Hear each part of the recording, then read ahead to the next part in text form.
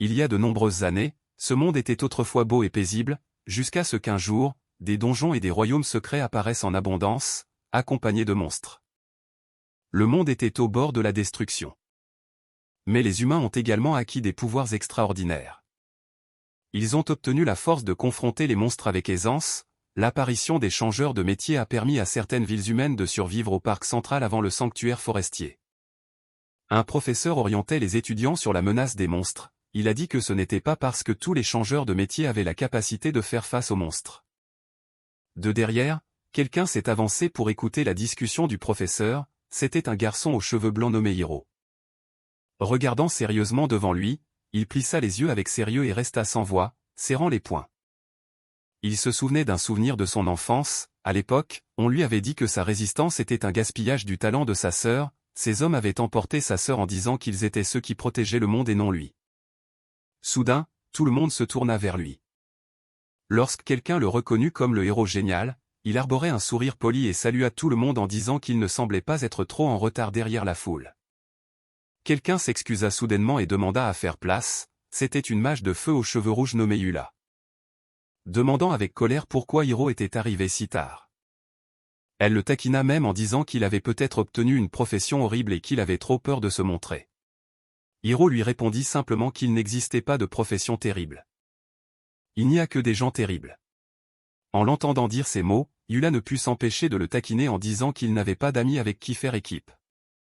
Mais peu importe, Hiro était d'accord avec cela, puisqu'il ne prévoyait de faire équipe avec personne de toute façon. Ce n'était pas un gros problème pour lui, car avoir une équipe signifie partager l'expérience acquise. Yula le regarda, pensant qu'il était vraiment têtu, et décida qu'elle ne le sauverait pas si quelque chose tournait mal, mais s'il lui était prêt à faire preuve d'humilité. Elle a dit qu'elle serait prête à l'accepter dans son équipe. Pendant ce temps, les autres étudiants murmuraient qu'il n'était peut-être pas aussi fort qu'eux. Le professeur vérifia alors si tout le monde était prêt. Alors que le royaume secret avait été activé, la limite de temps pour eux était de 3 jours, où ils devaient atteindre un minimum de niveau 3 pour être qualifiés de chasseurs de monstres. De plus, la zone d'évaluation est limitée aux 3 couches extérieures et franchir la frontière est très dangereux. Dès que l'évaluation a commencé, Hiro ne perdit pas de temps et courut directement vers la zone de test. Yula était furieuse. Se demandant pourquoi cet homme était si compétitif, ils commencèrent à courir dans les escaliers. Et en un rien de temps, il réussit à atteindre la scène. Les autres étudiants ne purent s'empêcher d'être émerveillés par sa vitesse, admirant sa condition physique. La plateforme de téléportation commença à s'activer, fixant la destination au sanctuaire forestier. Il avait un regard déterminé alors que le compte à rebours de téléportation commençait à s'activer. Bientôt, un vortex de lumière bleue commença à tourbillonner et à l'aspirer. Instantanément, il se retrouva dans le périmètre du sanctuaire forestier.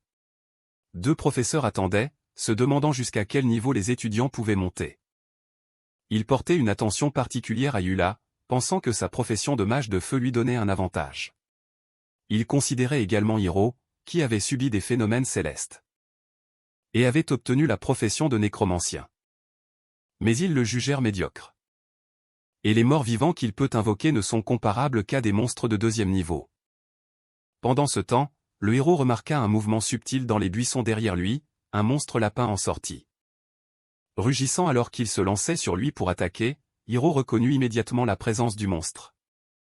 Il sortit sa lame, pensant que ce serait parfait pour s'échauffer. En une seule slash, il réussit à abattre le lapin. Il tomba au sol sous ses pieds, gémissant et inconscient. Une notification l'alerta alors qu'il gagnait 5% d'expérience pour avoir tué le lapin. Il soupira alors, soulagé de pouvoir gérer un monstre sauvage de niveau 1 tout seul dans ce monde. Tout le monde peut entrer dans la tour de changement de métier. Lorsqu'ils atteignent 18 ans, ensuite, ils peuvent soit continuer en tant que personnes ordinaires, soit participer à l'évaluation pour devenir chasseurs. Hiro choisit de devenir professionnel. Non pas à cause d'un esprit noble ou pour gagner beaucoup d'argent, mais parce qu'il a été témoin de sa famille emportée un par un alors qu'il était impuissant. Il ressentait sa propre faiblesse et a appris que la loi ne peut pas protéger les personnes qu'il aime, c'est sa motivation. Il veut devenir quelqu'un de suffisamment fort pour protéger ce qui lui appartient alors qu'il continuait à explorer. Il rencontra un écureuil gris de niveau 2. Il se demanda pourquoi il rencontrait un monstre qui ne devrait pas apparaître si rapidement, faire face à un monstre de niveau 2. N'est pas quelque chose que l'on peut gérer facilement, avec cela, il n'avait d'autre choix que d'invoquer son familier mort-vivant brisé de niveau 1, le mort-vivant brisé. Attaqua immédiatement le monstre écureuil sans hésitation, mais ensuite le sol commença à se fissurer. Et plusieurs autres écureuils gris sortirent des trous. Hiro était complètement surpris qu'il y ait 3 autres monstres qu'il devait affronter. Il se demanda pourquoi il y avait tant de monstres de niveau 2 dans cette zone. Il savait qu'affronter ses adversaires le premier jour, la plupart des équipes n'auraient aucune chance. Cependant, son invocation n'est pas limitée à appeler juste une créature. Se tenant au sommet de la tour de changement de métier. Il se souvenait des autres étudiants le regardant de haut à propos de la profession qu'il avait éveillée. Il riait que ces créatures mortes vivantes étaient presque comparables à une personne ordinaire. Il se souvient que Yula était en colère. Après avoir entendu leurs mots. Et qu'elle avait presque brûlé ceux-ci avec ses flammes, mais Hiro ne pouvait les voir que comme un groupe d'imbéciles, tout comme le groupe de personnes qui avaient emporté sa sœur à l'époque. Ces gars-là sont si myopes. Il ne pouvait que grincer des dents de frustration. Disant qu'il n'était pas un invocateur de morts-vivants normal, il se déclara fièrement comme le souverain des morts-vivants alors qu'il appelait ses morts-vivants. Avec eux autour, gérer ces misérables écureuils gris n'était rien pour lui. À partir de là. Les notifications de gains de points d'expérience retentirent les unes après les autres. Les créatures mortes vivantes continuaient à repousser les monstres. Et à les coincer, mais comme le dit le proverbe. Les rats acculés sont censés mordre. À la grande surprise de Hiro, ces monstres commencèrent à repousser les créatures qu'il avait invoquées. Il était complètement perplexe. Car ces monstres ne devraient pas être plus forts que ces morts vivants. Les rats grincèrent des dents. Et contractèrent leurs muscles. Ils commencèrent à se transformer. De leur dos jaillir une paire d'ailes de chauve-souris. En les regardant, il ne pouvait que déduire que ces monstres avaient monté de niveau. Il ordonna immédiatement à ces morts vivants de se retirer un moment, ce qu'ils firent. Il leur envoya ensuite lancer une attaque totale contre le monstre. Tous 3 se précipitèrent pour s'occuper du roi rat de Greywood. Pendant que le monstre se préparait à riposter. Mais parce que le monstre avait gagné la capacité de voler, ces morts vivants avaient des difficultés à se battre. Le héros décida que si 3 morts vivants n'étaient pas suffisants, il devait en amener 3 autres. 3 morts vivants supplémentaires furent alors invoqués, entourant exactement le roi rat de Greywood. Leurs attaques combinées réussirent à faire tomber le monstre au sol. Le héros plissa les yeux. Alors qu'il observait la bataille en cours, le monstre fuyait devant son groupe de morts vivants. Il loua l'intelligence du monstre pour être venu directement à lui. Mais trop tard pour lui, s'affronter au héros était une impasse. De minuscules mains sombres émergèrent alors et engloutirent le rat alors qu'il activait son pouvoir d'érosion spirituelle.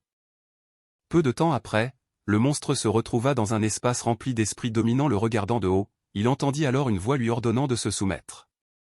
Ce à quoi le monstre commença à perdre conscience. Une empreinte fut alors activée sur son front alors qu'il continuait à se détériorer. Alors que sa tête explosait, il se demanda si c'était vraiment une empreinte placée par d'autres. Il ne pouvait pas croire que le monstre avait réellement activé l'autodestruction.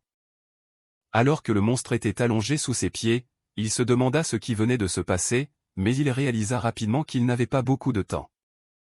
Et devait prioriser l'atteinte du niveau 6, en avançant, il jura silencieusement de rattraper sa sœur bientôt de l'autre côté de la forêt. D'autres étudiants étaient occupés à s'occuper d'un monstre différent.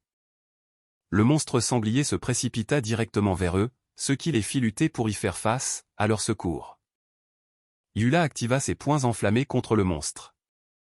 En un rien de temps, tout ce qu'ils entendirent fut un rugissement aigu alors que le monstre était carbonisé par les flammes. Comme ça, leur équipe avait vaincu un sanglier de niveau 3 en fer. Cela avait demandé beaucoup d'efforts, mais ils réussirent à le gérer au final. Yula déclara même fièrement qu'elle visait à chasser un monstre de niveau 5 avant la fin de l'évaluation. Mais Oger et Yana exprimèrent qu'ils pourraient ne pas être en mesure de rattraper son plan. Soudain, le sol commença à trembler et tous 3 furent alarmés. Ils déduisirent que ce n'était pas un tremblement de terre, plutôt quelque chose s'approchait des arbres. Un monstre colossal fait de roche apparut après s'être entièrement montré. Il fut révélé que c'était un monstre singe de pierre de niveau 6, Oger suggéra rapidement de se disperser car ce serait mauvais si ce monstre les prenait pour cible, mais en raison d'une peur écrasante. Les genoux de Yana cédèrent et elle s'effondra au sol. Elle ne pouvait pas se tenir, ses jambes tremblaient de peur. Elle cria alors que le singe de pierre commençait à s'approcher d'elle. Il fixa son regard sur elle et la reconnut comme cible. Tandis que Ogé et Yula étaient alarmés, sans hésitation, Ogé avança rapidement. Pour encaisser les dégâts du monstre, ils serrèrent les dents alors qu'ils se préparaient à l'impact du monstre à venir. Ogé se souvint de ses grands-parents ainsi que de sa promesse de revenir sain et sauf, le monstre serra ses poings. Et se prépara à les frapper, mais Ogé était déterminé à ne pas reculer et à protéger son coéquipier alors que le coup se connectait. De la poussière et de la fumée s'élevèrent du sol tandis que Yula appelait ses coéquipiers avec inquiétude, mais à la surprise du singe de pierre, un monstre mort-vivant bloquait déjà son poing avec rien d'autre que sa faux. À la fois Ogé et Yana étaient surpris, se demandant ce qui venait de se passer, puis le héros est apparu. Surprenant Yula par son arrivée soudaine, il se tenait là tandis que Yula se demandait depuis quand il était arrivé, il ne répondit pas mais commença plutôt à prêcher sur la protection de ceux qu'il souhaite protéger. Alors que sa créature morte-vivante déchirait le corps du singe de pierre avec aisance, il dit que c'était le travail d'un professionnel. Yula était surprise de le voir vaincre un monstre de niveau 6 d'un seul coup. Le monstre reconnut sa défaite et se retira dans la forêt. Il se retourna, ne prévoyant pas de revenir les déranger à nouveau, Yula se tourna frénétiquement vers le héros pour lui demander à propos du faucheur. Seulement pour être surprise qu'il avait soudainement disparu. Se rappelant que ce n'était pas le pouvoir qu'il avait montré à l'époque. Elle se demandait à quel point le héros était vraiment fort, Yula se précipita pour vérifier ses coéquipiers. Ce à quoi Ogé lui assura qu'ils allaient bien, mais en entendant qu'Ogé l'avait taquiné, Yana était un peu en colère. Yula demanda alors s'ils avaient vu le héros, à quoi Ogé répondit qu'il l'avait vu se diriger vers la direction où le singe de pierre s'enfuyait. Ogé et Yana se demandaient s'il allait pour le tuer après que le faucheur les blessait, c'est alors que Yula leur demanda s'ils se souvenaient de la profession du héros lors de la cérémonie de transition de travail, les deux échangèrent des regards en se rappelant qu'il était un invocateur de morts-vivants. Mais furent ensuite surpris lorsqu'ils réalisèrent enfin ce qui se passait.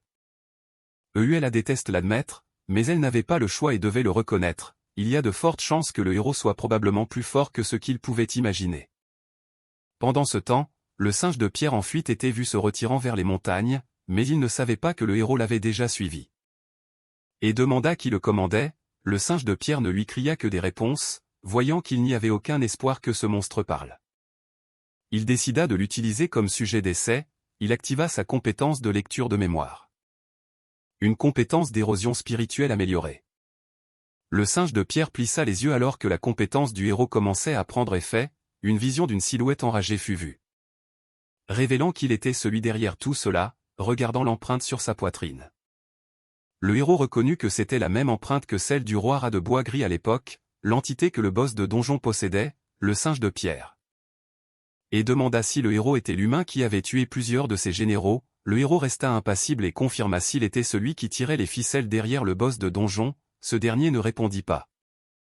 Et déclara simplement qu'il était un monstre de niveau roi que le héros ne pourrait jamais vaincre.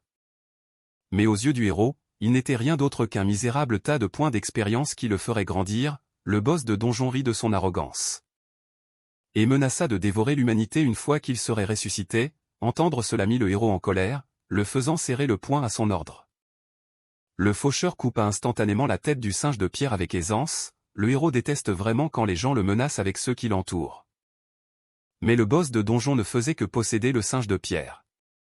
Et donc son corps original n'était pas vraiment endommagé.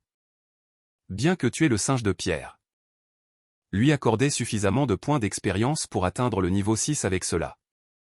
Il était qualifié pour enfin activer son éveil souverain à l'activation, il se retrouva debout au sein d'une tempête d'énergie sombre et menaçante, il vit alors des visions de Yula. Yana et Ogé, tout à coup, tous les trois furent surpris de voir quelque chose devant eux, se tenant devant eux se trouvait une créature massive ressemblant à un serpent. Et la silhouette d'un homme mystérieux. En le regardant, le héros fut surpris en réalisant que c'était le véritable empereur. Des étincelles violettes et une créature ressemblant à un dragon étaient visibles émergeant des nuages, parmi la foule curieuse observant cette apparition d'en bas se trouvait une femme mystérieuse. Elle sourit simplement et ajusta sa casquette. En reconnaissant que c'était un second éveil, elle se retourna pour partir en disant qu'il était dommage qu'il devait quitter la ville. De retour au sanctuaire de la forêt, les professeurs étaient à la fois excités et anxieux à propos du second éveil. Ils trouvaient étrange que quelque chose semble bloquer l'activation de la pierre spatiale, ils avaient déjà essayé tout ce qu'ils pouvaient. Mais le passage ne répondait toujours pas. Les professeurs craignaient que cela ne soit pas temporaire et que le royaume secret semble s'être fermé définitivement.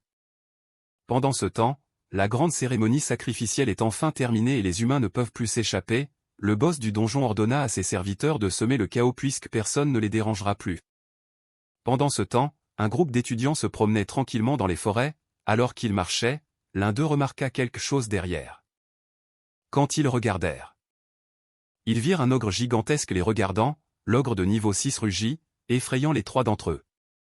Pendant ce temps, un bruit fort de feuillage se fit entendre des buissons. Un monstre ressemblant à un serpent émergea et s'enroula autour des étudiants. Un autre groupe rencontra une meute de loups et fut acculé contre un arbre. Il y avait aussi quelques étudiants qui étaient pris dans des toiles d'araignées. Pendant ce temps, les professeurs essayaient toujours d'ouvrir le royaume secret. Mais ils ne pouvaient pas, ils paniquaient que les étudiants à l'intérieur ne puissent pas sortir de cet endroit. Le professeur décida d'éteindre son appareil. Après s'être jugé impuissant, il s'approcha de la plateforme de téléportation. En disant qu'il ne pouvait qu'espérer que les étudiants à l'intérieur du royaume secret puissent vaincre le maître d'œuvre derrière cela, pendant ce temps, Hiro réussit à compléter son éveil souverain. Et changea son emploi en souverain des morts vivants. Il obtint la compétence active unique de niveau divin appelée pouvoir souverain. Il entendit également la voix déclarer qu'il avait obtenu la compétence passive de niveau divin volonté indomptable. La voix continua d'expliquer les objectifs de ses compétences. À quoi il se demanda qui parlait. La voix révéla alors quel était l'esprit du système professionnel de niveau divin, surprenant le héros. À plus de son choc, il fut révélé que cet esprit était un ange déchu. L'ange déchu révéla qu'il était capable de différentes choses.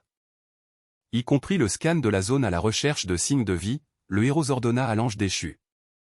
Pour commencer à scanner la zone, il lui a alors dit qu'il y avait 4 signes de vie, ce qui a fait penser au héros que c'était l'équipe de Yula. Il lui a demandé d'être plus précis. Mais il a répondu en utilisant son esprit vengeur. Sa main brillait d'une énergie sombre. Invoquant 3 esprits vengeurs devant lui, il leur a ensuite ordonné de fouiller la zone, ce qu'ils ont fait instantanément. Alors qu'il marchait vers la forêt, Hiro s'est assis et a décidé d'essayer sa nouvelle capacité. Il a fermé les yeux et a partagé une vision avec l'un de ses esprits. Ses yeux brillaient alors qu'il s'amusait avec cela. Il a scanné son esprit. Alors qu'il pouvait maintenant partager des corps avec eux, l'un des esprits semblait détecter quelque chose, ce qui l'a poussé à demander. Il a été choqué de voir une terre brûlée par un feu. Pensant que c'était l'équipe de Yula, il a alors demandé à l'ange déchu de scanner à nouveau la vie, mais il a répondu avec 0, il était confus. Car il n'a fallu qu'une demi-minute pour disparaître rapidement. Il a également remarqué qu'il n'y avait pas de traces de pas et de signe de départ. Il s'est rapidement levé, refusant de croire qu'ils avaient simplement disparu. Il se souvenait que Yula avait une profession rare. Et que les monstres de bas niveau ne pouvaient pas leur poser de menaces. Il a grincé des dents en pensant que quelque chose s'était vraiment passé. Il se souvint alors de la menace du boss de donjon à leur égard. Pensant que c'était de sa faute, il s'est arrêté à mi-chemin réalisant que le boss de donjon avait complètement contrôlé le royaume secret. Des tentacules sombres ont soudainement tourbillonné autour de sa main, invoquant tous ces esprits vengeurs du sol. À genoux sur le sol, ces esprits vengeurs ont entouré la zone avec une résolution impatiente. Il leur a ordonné à tous de nettoyer l'ensemble du royaume secret. Diana a lentement ouvert les yeux en entendant quelqu'un appeler son nom. Ogé semblait inquiet lui disant de se réveiller. À l'intérieur de la sombre caverne, les chasseurs étaient confus et se posaient différentes questions entre eux. Le boss de donjon les a accueillis attirant toute leur attention. Une énergie rouge est soudainement apparue. Poussant les 2 étudiants à reculer, ils ont alors remarqué une énorme statue se dressant devant eux. Pensant que c'était celle qui parlait, leurs bouches se sont ouvertes. En entendant que c'était un autel sacrificiel. Le boss de donjon a souri largement, entouré de ces petits monstres. Les chasseurs ont commencé à se disputer. Disant que cela devait être le boss de donjon, le boss de donjon a commencé à parler de sa haine. Disant que les humains les avaient tous piétinés, leurs visages sont devenus visiblement effrayés en l'entendant, pointant l'autel. Il leur a ordonné de lui prêter allégeance. Les chasseurs ont reconnu que c'était le monstre du livre d'histoire. Le boss de donjon leur a fièrement dit qu'il avait recréé l'autel. Ajoutant qu'ils obtiendraient du pouvoir une fois qu'ils y mettraient les pieds. Les autres ont regardé Yula, l'exhortant à y aller, mais elle l'a rejeté. Le boss de donjon a révélé que tous les monstres là-bas venaient de sa magie avec un large sourire. Il a révélé que seuls les humains pouvaient absorber complètement le pouvoir. Parce que le seigneur du désastre était autrefois un humain, ce qui a poussé les chasseurs à réagir avec choc, levant sa main, le boss de donjon a révélé la véritable nature des humains. Il leur a ensuite demandé s'ils choisissaient de survivre ou de mourir, ce qui a poussé le gars aux cheveux jaunes nommé Goku à contempler, il a commencé à marcher vers les escaliers. Alertant les personnes autour de lui, l'autre a commencé à lui poser des questions, mais il a simplement répondu qu'il voulait être plus fort, une explosion s'est soudainement produite à l'étage. Les obligeant à se préparer, Goku tourna brusquement la tête. Yula l'appela idiot en levant sa main enflammée car cela semblait être un piège. Goku se moqua en disant que ceux avec des professions rares comme Yula peuvent devenir plus forts plus tôt. Tournant le dos, il décida d'y aller même si c'était un stratagème car c'était une chance pour lui. J'ai dit à Yula de l'ignorer car il ne l'écouterait pas. Goku sauta vers le haut atterrissant devant la statue. Il écarte les bras demandant à devenir un protagoniste. Le boss de donjon riait d'amusement en attendant que cela se produise. Soudain, la statue laissa échapper une fumée cramoisie de sa bouche et l'engloutit. Le gars qui était vraiment excité à l'idée de devenir plus fort, ses yeux s'écarquillèrent. Alors qu'il sentait l'énergie couler dans son corps, il se mit à rire. Tandis que sa silhouette changeait au milieu de la fumée, le corps de Goku devint massif et rouge alors qu'il devenait un démon déchu de niveau 7. Les chasseurs remarquèrent qu'il était vraiment devenu plus fort. Mais son apparence avait changé. Le boss de donjon lui ordonna de prouver sa loyauté envers eux, ce qui poussa le gars à demander comment il pourrait faire cela. Le visage du boss de donjon se tordit. Alors qu'il lui ordonnait de tuer tous les humains à l'intérieur, le poussant à les affronter et à saisir son épée dans le dos. Goku n'était plus humain de forme et d'apparence. En le regardant, ses camarades de classe étaient en colère contre lui pour avoir trahi l'humanité. Pendant ce temps, le boss de donjon et les monstres semblaient apprécier le spectacle des humains ressentant la peur. L'une de leurs camarades populaires nommée Zena menaça alors de dire à son père s'il aidait les monstres. À quoi Goku ne lui lança qu'un regard froid sans dire un mot. Goku sauta de l'autel et atterrit devant ses camarades de classe. Les terrifiant, il parla ensuite, disant qu'il semblait avoir mal compris la situation. Sans avertissement, il frappa immédiatement Zena au visage. Tout le monde fut complètement surpris pensant que Goku l'avait tué. De toutes les choses que Goku déteste, ce sont les gens arrogants qui l'irritent le plus. Tout le monde paniqua et s'enfuit en réalisant que Goku était sérieux à l'idée de les tuer. Yula exhorta tout le monde à ne pas fuir et à coopérer. Mais ils étaient trop effrayés. Un par un, ils sautèrent de la plateforme essayant désespérément de s'échapper. Goku traversa les rangs comme un éclair cramoisi. Alors qu'il semait le chaos, il lança plusieurs projectiles vers les étudiants, les touchant tous. Alors qu'ils s'enfuyaient, une des filles trébucha et tomba. Alors qu'un projectile approchait, heureusement, un anneau de flamme fut conjuré pour bloquer l'attaque. Goku grimaça en se demandant ce qui venait de se passer. Il vit alors que c'était Yula, se préparant pour un autre round. Enragé, Goku éclata d'une puissance cramoisie écrasante alors qu'il se préparait à attaquer. Il était confiant que sa forme démoniaque pouvait maintenant affronter Yula. Mais cette dernière activa son armure en plume de phénix pour bloquer. Cependant l'attaque de Goku était si puissante que Yula eut du mal à la bloquer. Elle fut projetée. Ce à quoi Oge et Yana la rattrapèrent. Heureusement, Goku sourit avec confiance déclarant qu'il n'était pas assez bon pour l'arrêter. Yula et son équipe se demandaient quoi faire, tandis que Goku continuait à exhiber sa puissance. Yula décida qu'il devait gagner du temps jusqu'à ce que le secours arrive. Oge était hésitant puisque personne ne venait les secourir. Mais Yula croyait qu'ils avaient encore de l'espoir. Après tout, ils avaient toujours un héros qui les cherchait. Alors que le héros invoqué a franchi la barrière, il a finalement découvert grâce à son partage sensoriel qu'il avait été dissimulé. Il n'est pas étonnant qu'il n'ait pas pu trouver le nid après toutes ses recherches. Le boss du donjon était alors surpris de voir son monstre revenir sans son ordre. Il a alors rapporté qu'il y avait un humain à l'extérieur qui avait tué tous les démons. Le boss du donjon était en colère. Mais il savait que ce n'était pas encore le moment critique. Mais en regardant Goku, il savait qu'il ne faudrait pas longtemps avant que les humains soient éliminés. Goku perdait déjà sa santé mentale, corrompu par le pouvoir démoniaque. Yula et son équipe se demandaient pourquoi il était devenu comme un monstre. Yula était également épuisée, elle avait déjà atteint sa limite, elle s'est effondrée au sol, regrettant de ne plus pouvoir rattraper le héros. Soudain, il y a eu une puissante explosion venant d'en haut, l'attention de Goku a été attirée. Alors qu'un projectile s'approchait de lui par derrière, c'était le héros s'excusant d'arriver en retard alors que sa lame déchirait la poitrine de Goku. Goku se tenait là en grognant en regardant la lame qui dépassait de sa poitrine. Le héros atterrit alors de manière flamboyante alors que Goku tombait au sol. L'équipe de Yula le regardait avec surprise en appelant son nom alors qu'il se tenait devant eux. les yeux du héros scrutant les lieux. Qui était rempli des corps sans vie de ses camarades de classe, la culpabilité l'a frappé durement alors qu'il s'excusait d'être arrivé trop tard, il a fait face au boss du donjon. Tout en disant à Yana de s'occuper du traitement de Yula, le boss du donjon a menacé le héros pour avoir tué le successeur du Seigneur du Désastre. Mais le héros n'était pas du tout dérangé par son pouvoir, furieux, le boss du donjon a immédiatement ordonné à ses subordonnés. Les démons étaient ravis d'avoir pour tâche de tuer les derniers humains. Malgré la connaissance de la force du héros, Oji était inquiet et s'est avancé pour l'assister.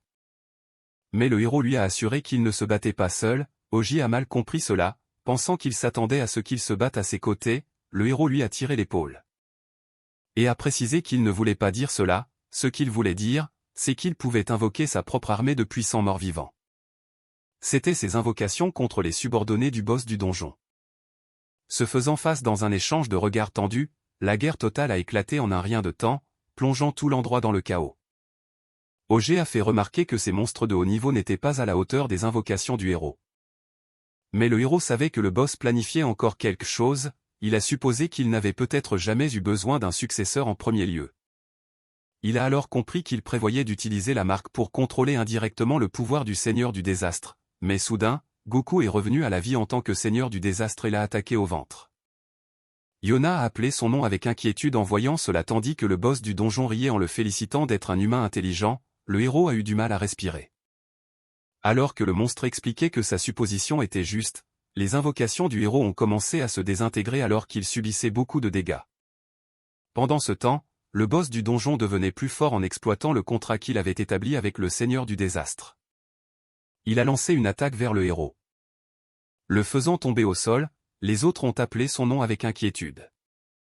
Alors qu'il semblait avoir perdu connaissance, maintenant le boss du donjon a ordonné à ses serviteurs d'offrir leur pouvoir pour lui, les monstres ont obéi sans un mot, libérant leur pouvoir pour lui. Mais ils ne savaient pas qu'il y avait un mort-vivant qui avait réussi à se faufiler derrière lui, c'était le héros lui-même.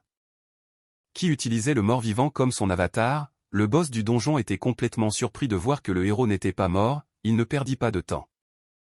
Et poussa immédiatement son attaque, le boss du donjon fut coupé en deux. Mourant en se demandant comment un simple humain pouvait être aussi puissant, après cela, la conscience du héros retourna dans son propre corps. Alors qu'il se levait, l'équipe de là le regardait avec inquiétude alors qu'il déclarait qu'il deviendrait plus puissant. Soudain, un cristal violet flottait devant lui, il le regarda et demanda si c'était un objet lâché par le boss. L'ange déchu répondit que ce n'était pas un objet lâché par le boss. Soudain, Agi s'alarma en remarquant quelque chose, il dit alors au héros de faire attention. Alors que le Seigneur du Désastre se tenait à ses côtés, ce n'est qu'alors que le héros réalisa qu'il avait oublié cet ennemi, le Seigneur du Désastre ne perdit pas de temps et le frappa immédiatement. Qu'il évita, mais c'était encore assez puissant pour l'envoyer glisser en arrière, il assura Ogé et Yana qu'il allait bien. Et leur dit de partir d'abord, le Seigneur du Désastre continua de semer le chaos tandis que les faucheurs de héros l'arrêtaient, il ajouta qu'il ne pourrait pas tenir longtemps, donc il devait rapidement quitter les lieux. Les autres étaient inquiets. Mais il leur dit qu'il ne ferait que devenir un fardeau s'il restait là, maintenant que la situation en était arrivée là, il n'avait d'autre choix que de lui faire confiance, à l'extérieur du sanctuaire forestier. Les parents des étudiants se demandaient ce qui prenait autant de temps pour l'épreuve, ils rassemblaient les examinateurs pour leur dire ce qui se passait vraiment. Soudain, la plateforme de téléportation émet un éclat bleu vif, tout le monde fut surpris de voir que quelqu'un avait été téléporté, en regardant, ils virent que c'était Ogé. Yana et Yula, ils appelèrent immédiatement des ambulanciers car Yula était blessée, son père l'appela avec inquiétude en voyant son état, les autres professeurs demandèrent alors quand les soins médicaux allaient arriver, ils se tournèrent vers Ogé en lui demandant ce qui s'était passé à l'intérieur et où étaient les autres étudiants. Les yeux pleins de larmes, il rapporta avec regret qu'ils étaient tous morts. Surprenant tout le monde, ils regardèrent alors les parents dont l'anxiété grandissait, l'ambiance s'assombrit instantanément. Ils n'avaient d'autre choix que de donner aux parents une explication concernant cette affaire, pendant ce temps, d'autres chasseurs attendaient dehors ceux qui sortaient de l'épreuve. Ils semblaient espérer que le héros soit mort dans ce donjon, soudain, tout le monde fut surpris. Lorsqu'il fut annoncé que quelqu'un sortait. C'était nul autre que le héros qui s'effondra au sol, tout le monde paniqua en pensant qu'il était mort, Ogé l'appela avec inquiétude, lui suppliant de ne pas mourir, il ouvrit alors les yeux. et leur dit qu'il était encore en vie. Auger fut surpris se demandant s'il avait vraiment vaincu ce monstre. Mais il dit qu'il ne l'avait pas fait, c'était tellement puissant qu'il ne pouvait que l'enterrer dans la grotte. Le professeur le reconnut comme celui qui avait eu une seconde éveil dans le donjon, alors qu'il parlait. Une énergie violette fit soudainement son chemin à travers la poitrine du héros, le héros le remarqua et ouvrit les yeux, il savait que quelqu'un l'avait attaqué furtivement. Il sentit également qu'il était incapable de convoquer les morts vivants. Et demanda à l'ange déchu ce qui se passait, l'ange déchu révéla qu'il était sous l'effet d'une magie interdite, il fut surpris qu'il existe une telle capacité et se demanda qui lui avait fait cela. Le professeur lui demanda alors ce que c'était. À quoi il a répondu que ce n'était rien, il trouva alors étrange que la sensation ait disparu juste maintenant, le professeur s'excusa alors de ne pas l'avoir amené immédiatement à un traitement médical. Cependant, ils doivent lui poser des questions. Afin qu'il puisse expliquer à la famille des étudiants, la nuit est venue si rapidement, Hiro rentrait chez lui, pensant que c'était enfin fini, il se souvenait des regards surpris du professeur. Quand il a révélé les monstres qu'il avait combattus à l'intérieur, ils ont spéculé qu'il y avait une force externe qui aurait pu être utilisée dans ce donjon. Le héros demanda alors s'il doutait de son histoire, mais les professeurs étaient des experts en télépathie, il sourit en se rappelant que la plupart de ce qu'il avait dit était en effet vrai. Mais son intuition lui disait que le cristal dégage une aura nécromantique qui ne peut pas être révélée, soudain, il se retourna. En entendant une voix l'appeler par derrière, il ne perdit pas de temps. Et invoqua immédiatement son armée de faucheurs, ces personnes le félicitèrent alors d'être capable d'invoquer des familiers de haut niveau, mais l'homme est un assassin professionnel de niveau 13. Et était confiant dans sa vitesse. Il prétendait que le héros n'était rien d'autre qu'une proie vulnérable et l'attaqua, les faucheurs poignardèrent les clones de l'assassin. Mais l'assassin original réussit à se faufiler derrière lui, ne voulant plus être dérangé, le héros décida enfin de prendre les choses au sérieux, son aura dominatrice et sinistre. Engloutit complètement l'assassin dans la terreur, soudain, quelqu'un intervint et traita l'assassin de déchet, Hiro fut surpris et alarmé en entendant cela. Il se prépara alors à une attaque. Réalisant que c'était l'homme qui l'avait attaqué sournoisement plus tôt, le héros se prépara à se battre, serrant les dents en regardant devant lui. L'homme jeta alors l'assassin avec colère pour ne pas avoir pu battre un simple gamin, l'assassin rapporta que le héros était étrange. Après avoir expérimenté son habileté plus tôt, le héros demanda qui étaient ces gars, à quoi Chan ne donna à l'assassin qu'1 minute pour le vaincre. Mais l'assassin répondit avec confiance qu'il n'avait besoin que de 30 secondes avec l'aide de Chan, il se mit alors à frapper le héros sous tous les angles. Tandis que ce dernier ne pouvait que bloquer, le héros pensa que son corps était devenu rigide, ne s'attendant pas à ce que l'ennemi soit capable de supprimer la magie, avec cela, il n'eut d'autre choix que d'activer sa compétence descente d'esprit. Il vit alors les choses du point de vue de son invocation. Voyant une couche bleue recouvrir son corps, il demanda au Fallen Angel ce que c'était. En apprenant que c'était une capacité qui interdisait l'utilisation de sa magie. Il comprit que c'était à cause des yeux de Chan qu'il pouvait activer cette capacité. Soudain, le faucheur surgit de nulle part. Chan et son acolyte furent surpris en voyant cela, maintenant le héros comprit qu'il n'avait tout simplement pas besoin d'être dans le champ de vision de Chan. L'assassin paniqua en voyant qu'il n'était pas blessé, le héros contrôla alors le faucheur pour attaquer en disant que c'était son tour maintenant. Il lança la lance directement vers la tête de Chan. Mais ce dernier ne fit que sourire en bloquant sa tête avec une barrière. Le héros fut surpris en voyant cela, il fut alors révélé que l'armure de Chan était fabriquée par un artisan de niveau 30. Chan n'avait à l'origine pas prévu d'attaquer mais il avait changé d'avis maintenant Hiro s'était préparé soigneusement en pesant la situation. Mais tout à coup son téléphone vibra quand il regarda il vit le message de son frère disant qu'il voulait le voir dans 1 heure avec cela il n'avait d'autre choix que de partir immédiatement. Hiro était perplexe face au développement soudain de l'histoire ils se dirent alors au revoir. Mais continua à le menacer que ce ne serait pas la fin à la branche de la ville administrative les professeurs parlaient de l'incident récent dans le donjon. Il s'inquiétait qu'il y ait quelque chose de dangereux laissé là-dedans. Mais ensuite l'homme au bout du fil le réprimanda soudainement pour être trop mêlé aux affaires du donjon l'homme demanda alors. Comment il se faisait que seulement 5 personnes soient restées en vie le professeur rapporta alors que quelqu'un avait réussi à augmenter son niveau jusqu'au niveau 10 lors d'un examen pour débutants chez Hiro. Il essayait d'examiner le gemme de nécromancie qu'il avait acquis il spécula alors que c'était le cristal derrière la fermeture du donjon. De l'intérieur l'aura qu'il dégage est très similaire à celle des morts. Pour tester cela il utilisa son épée et frappa la gemme. La gemme ne bougea pas et ne libéra qu'une puissante onde de choc. Hiro ne pouvait que sangloter alors que ses mains tremblaient de douleur. Voyant que la gemme ne bougeait pas du tout, il retourna à son corps et ordonna aux faucheurs d'attaquer simultanément. Utilisant son autorité monarchique, il leur donna le feu vert. Un fort bruit se fit alors entendre.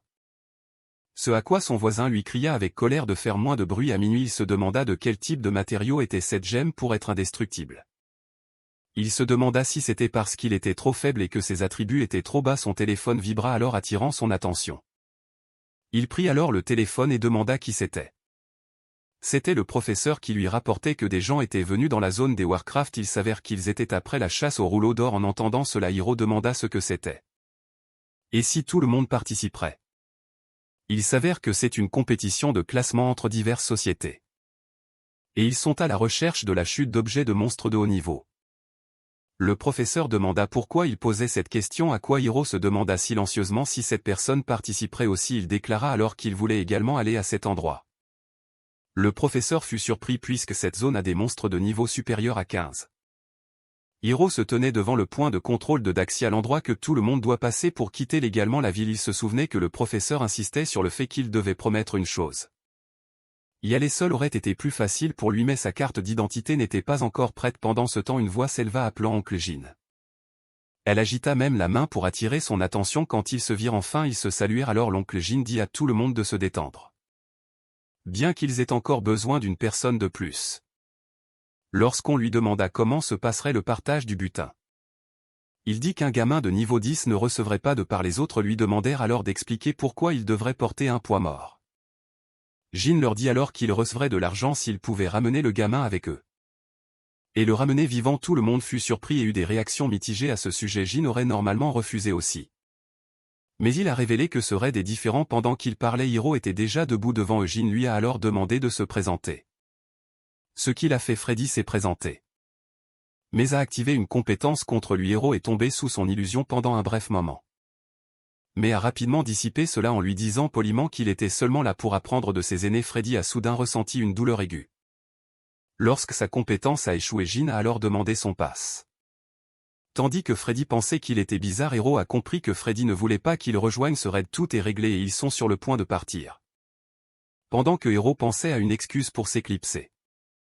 À l'intérieur, il vise à miner des cristaux magiques essentiels pour forger des armes et brasser des potions.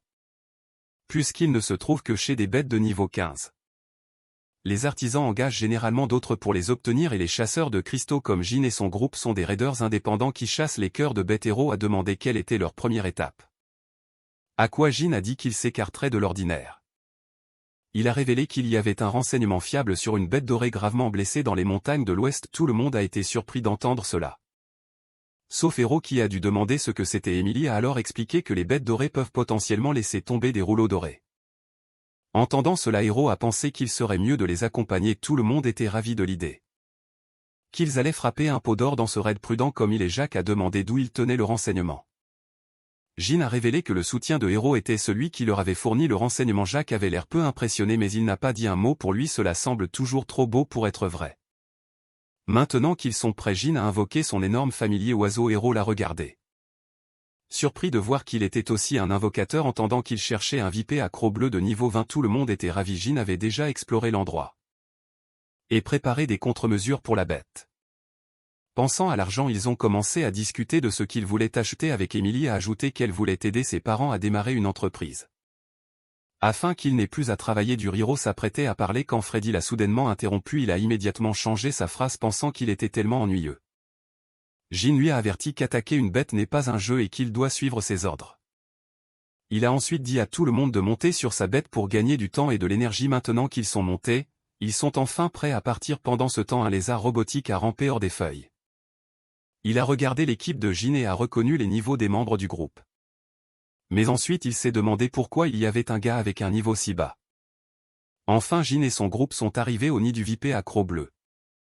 L'oiseau s'est perché sur une falaise tandis que le groupe atterrissait au sol. Jin s'est alors tourné vers Freddy et a demandé s'il avait apporté une corde. En descendant, Jin a dit à Hiro de les attendre là parce qu'il ne pouvait pas le couvrir. Soudain Hiro a ressenti quelque chose résonner de l'intérieur. Il avait l'impression que le bijou semblait réagir avec une certaine énergie provenant des profondeurs du gouffre de la caverne. Une brise soufflait vers le haut. Attendant était le monstre. Ils ont braqué leurs yeux pour chasser le vipé à fend bleu. Il fixa droit devant lui, détectant la présence d'intrus dans son nid. Pendant ce temps, Freddy et les autres continuaient à descendre du nid. Ils avaient du mal à descendre car il n'y avait presque nulle part où poser le pied. Soudain il sentit quelque chose passer rapidement derrière lui. Et demanda qui était là, voyant qu'il n'y avait personne. Il le rejeta comme étant son imagination. Il ne savait pas que Hiro avait déjà réussi à s'infiltrer grâce à sa reperformance. Il savait que les rochers ne réagissent pas d'eux-mêmes. Et qu'il y avait définitivement quelque chose de louche dans cet endroit. Le groupe de Jin atteignit enfin le fond de la grotte. Ils continuèrent ensuite à traverser les étroites allées à l'intérieur après un bon moment de marche. Jacques ordonna de s'arrêter devant eux se trouvaient d'innombrables serpents bleus glissant sur leur chemin. Ils spéculèrent que ces serpents devaient être les serpents gardiens. Jacques se tourna vers Jin et félicita joyeusement son renseignement. Tout le monde se prépara alors que les serpents bleus commençaient à glisser vers eux sur un simple ordre de Jin. Son oiseau invoqué plongea immédiatement dans la bataille et déchira les serpents. Les autres membres n'étaient pas non plus disposés à rester là sans rien faire pendant qu'ils continuaient à combattre les serpents. Hiro était là, les observant. Il trouva étrange que ces serpents aient plus que leur propre aura. Il avait l'impression qu'il y avait un autre type d'énergie mélangée avec eux. Il fut alors surpris. Car les monstres normaux disparaissent rapidement après leur mort. Mais leur corps était toujours là. Soudain, le corps d'un serpent mort commença à gonfler de lumière verte. Il explosa alors, libérant un épais nuage de gaz toxique vers eux. Jin était surpris. Il ne s'attendait pas à cela. Ils se tournèrent alors vers Emily et lui demandèrent d'utiliser dissipation. Mais à leur horreur, Emily se trouva incapable d'utiliser des compétences. Jacques se demanda ce qui se passait et si les serpents azur pouvaient vraiment faire cela. Pendant ce temps, un autre serpent glissa à travers eux. Tout en ricanant, il s'approcha alors de Jin en lui demandant sarcastiquement à propos du renseignement qu'il lui avait vendu. Jin était surpris, se demandant pourquoi il avait fait cela après avoir payé cher pour le renseignement. Mais le serpent ne fit que rire de Jin d'être aveuglé par un simple rouleau doré. Le serpent révéla qu'il était de la classe chasseur. Ira fut surpris en entendant cela. C'était le genre qui tend des embuscades et chasse les gens dans la nature. Jin ordonna à ses hommes de se retirer.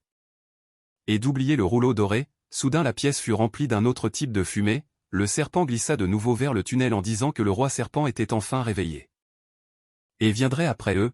Il se tourna alors vers Emily lui proposant de la sauver. Si elle était prête à devenir sa guérisseuse, furieux, Freddy tranchait soudain la tête du robot. Le véritable maître d'œuvre derrière cela était à l'extérieur, espérant sarcastiquement qu'il soit encore en vie dans une heure. Il était assis sur la falaise pensant qu'il serait celui qui récolterait tout. Il se demandait où était passé ce gars manquant.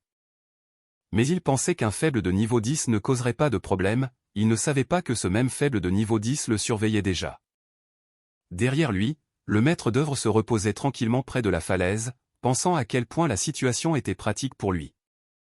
Soudain, son téléphone vibra à cause d'un message d'un connaissance. Il prit le téléphone se demandant qui l'appelait à cette heure-ci. L'homme l'appela Lézard et lui demanda où il était. Ce à quoi il répondit qu'il travaillait. Hiro continua à écouter en cachette pendant que l'homme poursuivait son appel sans se douter de rien. En écoutant, il apprit qu'il ciblait en fait l'académie de surveillance UI. Lézard continua à parler au téléphone d'une fille forte à Ashoa King. Entendant cela, Hiro pensa que c'était la personne qu'il cherchait. Il se pencha plus près pour mieux capter leur conversation. Mais les sens aigus de Lézard ne manquèrent pas sa présence cette fois. Les yeux de Hiro s'élargirent lorsqu'il fut repéré. Tandis qu'une puissante explosion se produisait après l'attaque de Lézard, celui-ci dit que la raison pour laquelle quelqu'un manquait était parce que le héros se cachait. Pendant ce temps, la plupart des faucheurs de Hiro étaient morts lors de l'attaque récente. En le regardant, Hiro pensa que Lézard était l'adversaire le plus effrayant qu'il ait rencontré. Lézard lui dit alors de se détendre. Disant qu'il n'était pas intéressé par un novice de niveau 10, Hiro se retourna, confus que l'ennemi le laissait partir. Mais les plans de Lézard étaient loin d'être cela. Un sourire maléfique s'étira sur ses lèvres. Soudain, son lézard robotique émergea du sol et se jeta sur Hiro. Le robot engloutit le Hiro confus tout entier. Tandis que Lézard éclatait de rire en se moquant de la naïveté de Hiro. La bouche du robot se referma, enfermant Hiro à l'intérieur. Lézard ne pouvait s'empêcher d'être ravi par le sentiment d'écraser un espoir précieux de ses propres mains. Il admit alors qu'il avait eu peur un instant. Après avoir survécu à son attaque sans égratignure, mais maintenant qu'il avait été traité, Lézard baissa sa garde et se retourna. Pendant ce temps, Hiro survécut en transférant sa conscience à son avatar. Il savait que l'ennemi pensait qu'il était déjà mort, pendant ce temps, son vrai corps à l'intérieur du robot scannait tout l'endroit. L'ange déchu termina de scanner le lézard mécanique après avoir rempli toutes les conditions pour prendre le contrôle. L'ange déchu demanda s'il voulait prendre le contrôle du lézard mécanique. Hiro ne perdit pas de temps et ordonna immédiatement la saisie du contrôle. Instantanément, les yeux du robot brillèrent différemment en réponse à sa prise de contrôle, maintenant la situation avait changé et la proie était devenue le chasseur. À l'intérieur de la grotte. Tout le monde luttait pour faire face au vipé à dents bleues, le serpent ne voulait pas reculer et continuait à avancer. Avec cela, Emily luttait pour maintenir la barrière afin de les protéger, Freddy blâmait la brume toxique d'avant pour les ralentir, le vipé à fend bleu continuait d'avancer. Et a rapidement fissuré le bouclier, la barrière s'est effondrée et Jack a été repoussé, il était affalé au sol, toussant, pensant que tout était fini. Pendant ce temps, Jin se blâmait d'avoir amené tout le monde à cet endroit. Se sentant responsable de leur vie, il s'est précipité imprudemment pour tuer le serpent, Jack l'a appelé avec inquiétude en le voyant attaquer le monstre boss. Pendant ce temps, le serpent rugissait alors qu'il se préparait à une nouvelle attaque, tandis que tout le monde appelait Jin avec inquiétude. Le faucheur héroïque a foncé au-dessus d'eux. Ils ont été surpris de voir le faucheur frapper soudainement le monstre sur sa poitrine. Suivi d'orbes de foudre dorée qui ont été lancés, infligeant des dégâts internes au serpent. Le faucheur a rapidement sauvé Jin alors que le monstre tombait au sol, pendant ce temps, tout le monde se demandait ce qui avait soudainement tué le monstre. Jin a parlé et a demandé au faucheur pourquoi il l'avait sauvé, à quoi le faucheur ne l'a regardé qu'avec des yeux froids, puis il a déposé Jin au sol. Tout en disant qu'il devait être étourdi de parler à une créature invoquée. Mais ensuite, Jin a été surpris lorsque le faucheur lui a demandé s'il lui restait des orbes, entendant parler, il se demandait si le faucheur était vraiment une créature invoquée. Alors que la fumée se dissipait, ils ont vu Jin parler avec le faucheur. Jack regardait le faucheur, se demandant qui il était exactement. Jin a dit qu'il lui restait un orbe de tonnerre, à quoi le faucheur a dit qu'il y avait un ennemi de plus là-haut, mais Jin a dit à Hiro que ceci était inutile contre une coque extérieure dure. Soudain, le faucheur remarque que l'ennemi arrive enfin, tout l'endroit tremblait. Alors qu'une énergie cramoisie sinistre s'échappait de l'ouverture de la caverne, tout le monde était alarmé, le chasseur venait pour les traquer, le lézard est intervenu. Surpris de voir qu'ils étaient encore en vie, il a dit qu'il pensait que ce serait une mort horrible pour eux, peu savait-il que le faucheur se cachait déjà et veillait sur sa tête. Le lézard continuait de jacasser sur le fait de prendre les rares cristaux magiques pour lui-même. Freddy a vu que le chasseur était sur le point de saisir leur cristal magique durement gagné et s'est précipité vers lui, mais le lézard ne le laisserait pas faire. Et ordonne à son robot de le tuer, mais le robot ne bougeait pas, ce qui l'a amené à spéculer qu'il avait mal fonctionné. Voyant cela, il a décidé de le faire lui-même et a attaqué Freddy. Alors que ce dernier était accroupi près des cristaux magiques, un rayon doré a filé vers lui, il l'a frappé directement et l'a repoussé, le faisant gémir de douleur. Freddy a été projeté et a atterri devant Jack et Emily. Tandis que le lézard ramassait le cristal magique et affirmait qu'il était à lui, il a plaisanté en disant que cela ferait de lui un bandit et Harry. Soudain, le robot lézard a bougé sans ses ordres. Il s'est retourné pour voir ce qui s'était passé, à sa grande surprise, le robot lézard a commencé à l'attaquer, il a reculé, se demandant ce qui était arrivé à son robot. Alors que le faucheur se faufilait derrière lui, le faucheur a réussi à porter un coup dans son dos, cela ne semblait pas suffisant pour infliger des dégâts. Alors que le lézard exigeait l'identité du faucheur, ce dernier a froidement dit qu'il était juste là pour prendre sa vie. Tandis que le premier haletait, les rôles s'étaient inversés pour lui, la proie qu'il était censé chasser le chassait maintenant. Il grimaça en pensant qu'il n'avait plus le choix maintenant qu'il était acculé, il prévoyait d'ingérer le cristal magique pour augmenter son pouvoir. Jack et Jin furent alarmés de le voir tenter d'avaler le cristal magique. Sans hésitation, le lézard poussa le cristal magique dans sa gorge, cependant, le Grim Reaper révéla que ce qu'il avait avalé n'était pas un cristal magique. Soudain, le lézard ressentit une douleur aiguë qui le fit pâlir. Il s'effondra au sol, tremblant en se tenant le ventre. Plus tôt, Jin discutait du fait que l'ennemi devait avaler l'orbe de tonnerre pour que cela ait un effet. Le Grim Reaper dit qu'il avait un plan. Et demanda s'ils avaient quelqu'un capable d'utiliser des illusions. C'est alors que Jin comprit enfin ce que le Grim Reaper essayait de faire.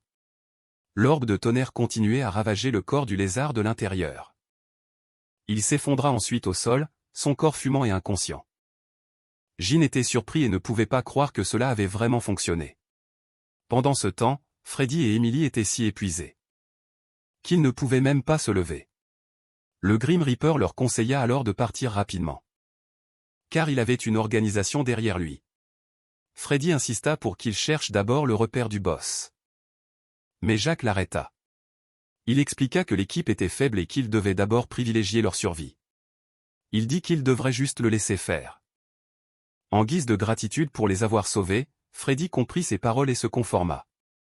Il se tourna ensuite vers le Grim Reaper. Et demanda comment il savait pour ses capacités d'illusion. Le Grim Reaper répondit simplement qu'il l'avait expérimenté. Freddy fut alors surpris. En réalisant que la véritable identité de cet homme était Héros. Après leur départ, le Grim Reaper coupa le visage du lézard mécha. En sortant, c'était le véritable corps de Héros. Il étira son corps, soulagé d'avoir enfin réussi à sortir. Il regarda ensuite le lézard qui était allongé mort au sol. Il se demanda si son apparence avait changé après sa mort. Ne perdant pas de temps, il fouilla immédiatement sa robe de déguisement et d'autres objets de valeur. Il fut alors surpris de voir qu'il y avait un livre de compétences dans les objets du lézard. Il fut également surpris de voir qu'il y avait des rouleaux de trésors dans le stockage du lézard. Il s'avère que les rouleaux d'or dont il parlait sont en fait ces rouleaux de trésors en or. Il demanda alors à l'ange déchu pourquoi il y avait un livre de compétences en argent dans les rouleaux de trésors en or. À quoi il répondit que le livre de compétences n'était qu'une partie du trésor en or. L'ange déchu lui demanda alors s'il voulait l'ouvrir ou préserver sa valeur. Héros ne perdit pas de temps et le paria, gagnant la compétence coup noir en ouvrant le rouleau. C'était une compétence décente qui lui permettrait de fusionner dans l'obscurité et d'exécuter une embuscade. L'ange déchu lui demanda ensuite s'il voulait améliorer l'effet du livre de compétences. Héros était sur le point de décliner. Et dit que les livres de compétences étaient trop hors de portée pour lui. Mais le bijou commença soudain à réagir à nouveau, pointant vers une partie plus profonde de la grotte du serpent, indiquant les trésors cachés enfouis à l'intérieur. Lorsqu'il vérifia, il trouva un énorme œuf de serpent en train d'éclore. Soudain, le bijou de tout alors flotta dans les airs, le surprenant. Il commença alors à absorber l'énergie de l'œuf de serpent. Étonnant encore plus Héros, il pouvait convertir l'énergie en expérience. Il réussit à gagner jusqu'à 12 niveaux d'expérience et à débloquer la compétence coup noir. Mais ensuite, l'œuf de serpent continua à émettre une énergie puissante qui le déstabilisa. Héros pouvait à peine se tenir debout en regardant l'œuf de serpent. Il était alarmé que l'œuf de serpent se battait contre le bijou. Mettant la grotte en danger d'effondrement, il saisit le bijou et prévoyait de partir, pensant qu'il serait dommage de le laisser, mais il fut alors surpris. Alors qu'il continuait à le tenir, le bijou ne bougeait pas peu importe combien il tirait dessus. Énervé, il s'en prit au bijou pour avoir défié sa volonté. L'émission d'énergie continua. Et la grotte commença à s'effondrer. Même la partie extérieure de la montagne. Pendant ce temps, une femme nommée Freya le ressentit et dit que quelqu'un arrivait. Elle se retourna joyeusement et déclara que quelqu'un venait la sauver. Ses ravisseurs étaient confus. Après avoir entendu ces paroles insensées, ils lui dirent qu'il n'y avait pas une seule âme dans ces montagnes. Les ravisseurs commencèrent alors à flirter entre eux, ce à quoi elle leur dit avec dégoût d'arrêter. Alors qu'ils continuaient à se disputer, Hiro passa derrière eux en portant un déguisement. Les ravisseurs furent alarmés et le menacèrent de ne pas s'en mêler. Pendant ce temps, Freya était heureuse de voir quelqu'un qui pourrait la sauver, mais Hiro continua simplement son chemin sans prêter attention à eux trois. Les ravisseurs étaient ravis qu'il semblait effrayé. Parce qu'il s'éloignait, mais Freya était désespérée d'aide et lui demanda par communication spirituelle. Malgré le fait d'entendre qu'elle venait de l'université Hawking.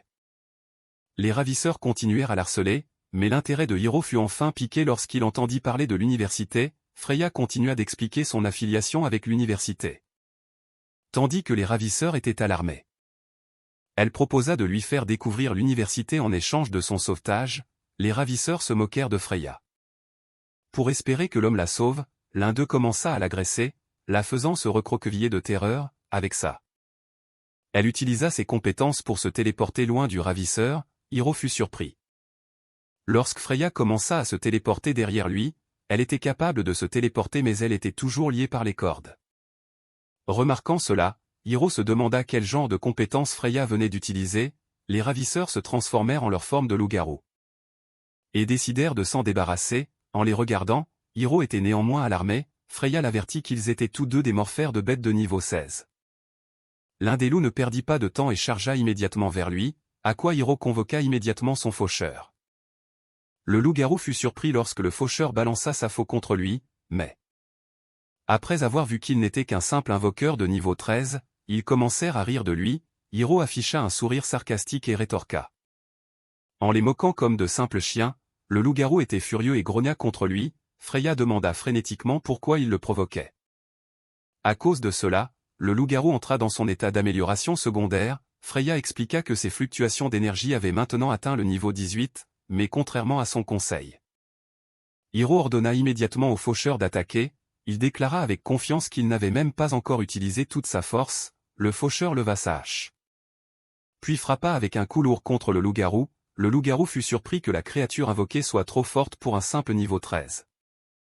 Il fut alors surpris de sentir une autre intention meurtrière dirigée vers lui. Il repoussa immédiatement le faucheur et recula de son partenaire. Puis demanda pourquoi il se retirait d'une simple créature invoquée de niveau 13, il ne parla pas et jeta juste un coup d'œil à Freya. Il jeta aussi un coup d'œil à Hiro. Mais il ne pouvait pas sentir l'intention meurtrière venant d'eux. Il était également bien conscient que cela ne venait pas non plus de la créature invoquée. Il était dans un dilemme.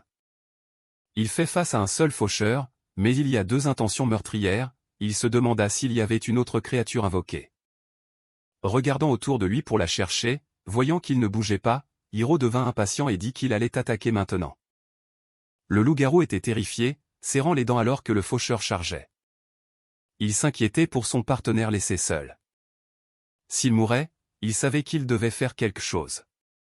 Et cela impliquait d'utiliser ce dernier mouvement. Personne ne s'y attendait. L'homme se mit soudain à ramper au sol et à se rendre. Tout le monde fut surpris. Y compris son partenaire. L'homme commença à dire qu'ils n'étaient pas vraiment des méchants et qu'ils faisaient juste un spectacle, mais Hiro ne les crut pas. À quoi il expliqua que Freya était celle qui les avait volés en premier. Freya avait l'air coupable, mais elle dit que les abattre était un acte de justice compte tenu de leur réputation. Son partenaire commença à le réprimander pour avoir compromis leur couverture, à quoi il répondit que c'était la bonne chose à faire. En colère, elle décida de s'occuper de Hiro elle-même. À quoi il lui dit de ne rien faire de précipité. Soudain, il ressentit à nouveau l'intention meurtrière de tout à l'heure. Tremblant, il comprit que c'était à cause de l'ombre de l'adversaire. Il était terrifié. Et emporta immédiatement son partenaire et s'enfuit. Freya dit qu'il devait poursuivre les deux, mais Hiro n'était pas d'accord. Il dit que les rasaculés ne devraient pas être chassés. Car il pourrait encore avoir une carte cachée. Il reprit alors son apparence originale et demanda des nouvelles de l'université Uashing. Freya fut surprise de voir que son visage avait changé. Hiro lui dit que la cape qu'il porte est capable de le déguiser. Entendant cela, elle réalisa qu'il était aussi un étudiant. Elle ne pouvait pas y croire, car aucun invocateur ne s'était récemment éveillé. Elle l'appela menteur, disant qu'aucune classe normale ne pourrait atteindre plusieurs niveaux juste après l'éveil, mais ensuite elle réalisa enfin quelque chose. Elle se souvint avoir été témoin d'un second éveil auparavant. Hiro se demanda comment Freya le connaissait, à quoi elle se contenta de rire. S'il découvrait quelle était la raison pour laquelle Chan le poursuivait, elle serait dans le pétrin. Il lui demanda de l'emmener vers les gens de Uawaking, mais elle lui dit de ne pas se précipiter. Et de vérifier le trésor d'abord, mais entendant qu'il n'était pas intéressé. Freya se demanda s'il était fait de bois ou quelque chose comme ça, malgré son désintérêt. Freya continua à sortir la carte légendaire du royaume secret. Elle expliqua que c'était une carte menant à un donjon débordant de trésors. Elle dit que ce n'était qu'un quart de la carte et que le donjon était extrêmement dangereux. C'est pourquoi elle avait besoin d'un partenaire et demanda s'il voulait faire équipe, mais à sa grande surprise. Hiro s'était déjà éloigné après avoir entendu ces absurdités. La nuit tomba rapidement et il se retrouvait maintenant autour d'un feu de camp, l'entendant se présenter. Elle lui retourna la politesse et se présenta comme Freya. Freya proposa de l'aider à trouver la personne que Hiro cherchait. À quoi ce dernier demanda si elle connaissait Tori. Freya fut surprise d'apprendre qu'Hiro avait une sœur aînée. Il précisa que Tori était sa sœur cadette. À quoi Freya devina qu'elle avait été admise par une exception spéciale. Elle se souvint qu'une seule personne avait été admise par exception spéciale, mais elle avait un nom différent, cela la fit se demander encore plus, car quelqu'un d'aussi talentueux qu'elle devrait être célèbre. Entendant cela, Hiro resta sans voix alors qu'il se rappelait que ses colis étaient toujours renvoyés car personne ne les recevait à Uashing. Le livreur lui a dit qu'il n'y avait personne nommé Tori à Uashing. Il a essayé tous les moyens de la joindre mais cela s'est toujours soldé par un échec. Il a juré de leur faire payer. S'ils osaient jamais blesser sa seule famille, Freya lui a dit de se détendre en disant que Uashing n'est pas un endroit dangereux pour sa sœur. Elle lui a ensuite demandé s'il connaissait les règles pour être admis à l'université. À quoi il les a toutes récitées, cependant elle a révélé qu'il y avait en réalité une règle non écrite. De la classe A. Les ressources deviennent plus profondes plus les classes sont élevées. Cela a poussé Hiro à demander si cela signifie que les gens trichent lors des examens d'entrée. Mais plus que cela, ils font en réalité disparaître un concurrent, surtout un second éveillé comme lui. C'est pourquoi il vaudrait mieux qu'il ne vise pas une place plus élevée dans l'école. Elle s'est alors levée en bâillant en disant qu'elle avait sommeil. Mais au fond d'elle, elle espérait qu'il la supplie de devenir son coéquipier, mais le voyant toujours désintéressé. Elle lui a demandé s'il ne voulait pas entrer dans la classe à et faire équipe avec elle. Elle a alors été stupéfaite. Quand il a commencé à réciter la situation avec une perspicacité approfondie, il savait que la plupart finissaient dans les classes AB et que personne n'avait jamais atteint la classe. La raison en est que les forts ne sont pas élevés dans des serres. Compter sur une équipe pour gravir les échelons rend complaisant. Et cela tue dans un monde où la force est tout. C'est pourquoi Hiro était curieux de savoir pourquoi elle était si dévouée à le recruter. Ces mots frappaient juste. Et Freya se sentait coupable en l'écoutant. Elle ne pensait pas qu'il serait si perspicace et admis qu'elle le recrutait effectivement, mais c'était plus comme un investissement. Car elle ne voit que son potentiel futur. Elle a également révélé que tout cela était parce qu'elle faisait confiance à son sixième sens qui est plus fort que la plupart. C'est pourquoi elle ne peut s'empêcher d'attendre qu'il grandisse suffisamment fort pour changer le monde. Elle savait que lorsque cela arriverait, beaucoup seraient laissés pour compte dans la ville. Les rues étaient animées et remplies des échos des transactions commerciales. Hiro se retrouva à errer dans les rues animées. Freya a alors parlé. C'est la ville d'Everest, connue comme la seule zone de commerce humain dans la montagne ouest. On dit qu'un maître d'arrangement de haut niveau et plusieurs meilleurs constructeurs l'ont créé pour tenir les bêtes à l'écart, mais Hiro n'était pas intéressé et demanda pourquoi elle avait changé de vêtements. À quoi elle répondit qu'elle n'avait besoin d'aucune raison pour le faire. Il demanda alors où était ce gars, à quoi elle répondit qu'il n'était pas quelqu'un qu'on rencontre facilement. Elle a également dit qu'il avait un petit frère ennuyeux. Alors qu'il parlait, Chant intervint et salua Freya. Il rapporta que la préparation de la troisième attaque était terminée et demanda où elle était partie. Il lui prit soudainement les mains et lui ordonna de venir avec lui. Hiro mit rapidement son déguisement et arrêta Chant. Freya fut surprise qu'il ait pu rapidement se transformer en son nouveau look, tandis que Chant semblait en colère qu'il interfère dans ses affaires. Hiro exerça suffisamment de force et réussit à repousser Chant. Ce dernier réalisa qu'il était de type amélioration corporelle et comme il agissait ainsi, Chant n'était pas prêt à céder. Voyant qu'une bagarre pouvait éclater, Freya arrêta Chant et changea de sujet. Elle lui dit alors de se dépêcher et d'aller immédiatement à la troisième attaque. Elle lui a également précisé que le héros n'est pas affilié à eux. Le héros est resté sans voix en les regardant tous partir. Freya s'est ensuite retournée et a utilisé sa communication spirituelle, s'excusant auprès du héros. Ce dernier pensait que sa fente sombre était vraiment pratique, permettant à son faucheur de fusionner avec l'obscurité. Mais ensuite les membres de l'homme qui l'imite sont soudainement apparus derrière lui.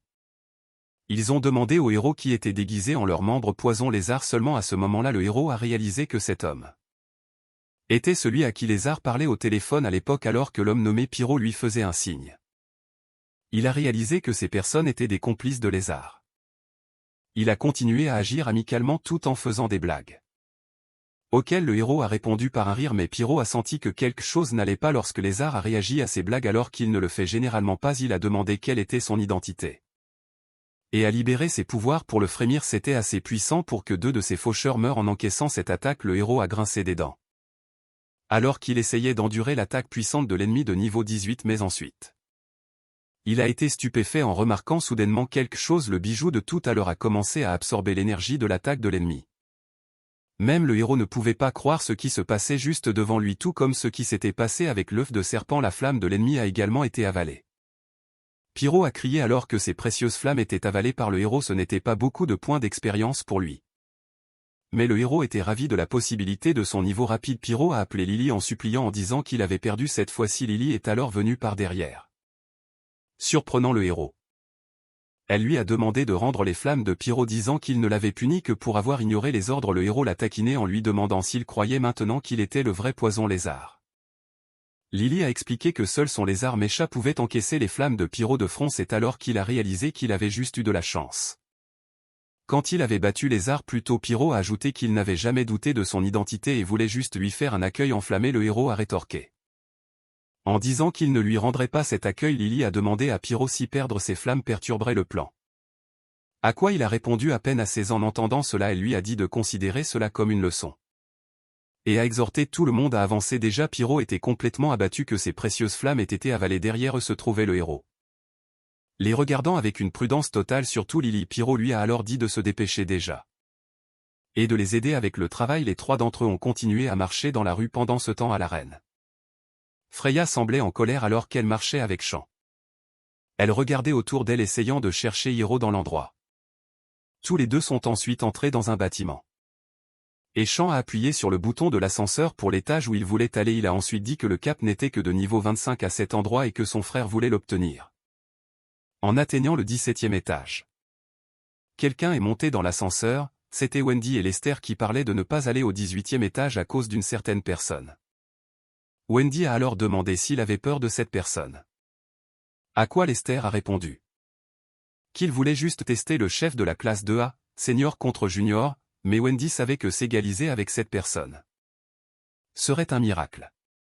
Lester a ensuite mentionné que le concours de chasse au rouleau d'or avait déjà été déraillé. Ils ont ensuite regardé en bas sur la plateforme, remarquant la bête rare en dessous d'eux dans l'arène. Un homme pouvait être vu face à une bête massive. Il haletait en tenant son épée, mais il ne voulait pas abandonner, c'était nul autre que Jin, jurant qu'il sauverait son équipe. En le voyant, Hiro se demandait pourquoi il était à cet endroit.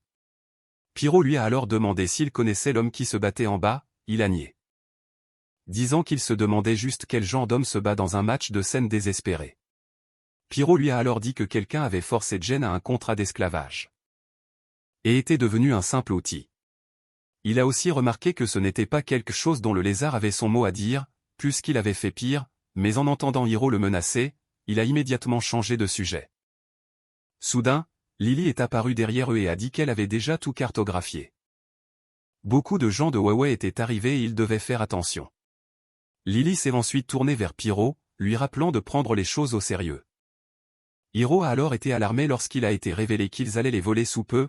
Le programme a commencé et l'hôte a formellement lancé la grande finale de l'enchère.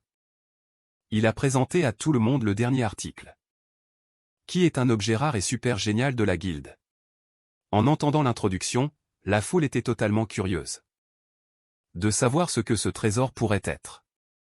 L'hôte a dit que la foule avait peut-être vu plein de trésors ordinaires, mais celui-ci est différent. Il a ensuite demandé à tout le monde s'ils avaient déjà vu un trésor humanoïde. Au siège VIP, Yuki s'est installé avec Freya et Chant en tant que représentant de la société des chasseurs. L'hôte n'a pas perdu de temps et a immédiatement montré à tout le monde le trésor dont il parlait. Ils ont alors sorti une cage, montrant la silhouette d'un monstre à l'intérieur. Hiro a été surpris en voyant cela. Ils ont ensuite révélé qu'il s'agissait de la femme araignée à visage humain. N'ayant jamais vu quelque chose comme ça auparavant, la foule était totalement stupéfaite. La femme araignée était troublée alors que tout le monde la regardait depuis les écrans. Chant a révélé qu'il n'y aurait aucun enregistrement à propos de ce monstre. Puisque c'est un spécimen rare, il a ajouté qu'ils utiliseraient ce monstre pour atteindre leurs objectifs. Freya était surprise d'entendre qu'il traiterait le pauvre monstre comme un outil. Chant a révélé avec enthousiasme qu'elle n'est pas n'importe quel monstre mais qu'elle a quelque chose de spécial en elle. Mais avant qu'il ne puisse finir de parler, l'un de ces hommes a soudain été projeté loin. Chant a regardé Yuki avec peur dans les yeux. Il a fermé les yeux en disant à Freya de ne pas s'en soucier, car elle le découvrira bientôt. Cette dernière ne l'a regardé sans prononcer un seul mot. L'hôte a poursuivi en facilitant les enchères pour la femme araignée à visage humain. Le pauvre monstre semblait triste d'être traité comme un objet de divertissement. L'un des enchérisseurs a offert 3 millions pour pouvoir tuer le monstre. Un autre homme d'affaires a offert 4 millions pour pouvoir la torturer. Pendant ce temps, un autre aigri affichait une expression sale en pensant à des idées dégoûtantes, mais avant qu'il puisse finir ses mots, il ressentit soudain une douleur aiguë dans son corps. De sa poitrine, une empreinte de fleurs commença à fleurir et le surprit. Un autre membre du public à l'esprit sale demanda à l'homme ce qu'il voulait faire avec la femme araignée. Soudain, l'empreinte de fleurs sur sa poitrine brilla plus intensément, libérant des tiges et des plantes violettes partout. Cela terrifia tout le monde qui avait contact avec la fleur fut alors infecté. Ayant leur force vitale drainée de leur corps, voyant cela, l'animateur de l'enchère demanda rapidement des renforts pour la situation. Soudain il se retourna en remarquant quelque chose derrière lui. Perché sur le dessus de la cage se trouvait Pyro. Surprenant l'animateur de l'enchère lorsqu'il le vit, il demanda poliment s'il connaissait quelqu'un de l'université Uaching. L'animateur répondit hésitamment, en disant que certaines des salles VIP au 2e étage les avaient. Pyro leva les yeux et vit qu'il y avait beaucoup de salles au 2e étage. Il sortit alors son bazooka. Disant qu'il n'avait d'autre choix que de tirer une seule fois, chaque canon de son arme commença à condenser de l'énergie alors qu'il se rechargeait ensuite. Il libéra un puissant rayon pour les abattre. Le rayon traversa l'air. Alors qu'il filait en se scindant en attaques séparées, ces attaques semblables à des âmes commencèrent à ronger chaque salle au 2e étage. Pyro riait de manière maniaque, alors qu'il commençait à semer le chaos partout. Pendant ce temps, Yuki resta immobile sur son siège, indifférent à l'attaque.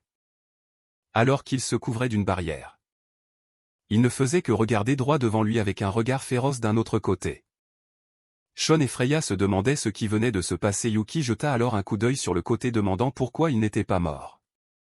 C'étaient Lester et Wendy, émergeant des fissures sur le mur.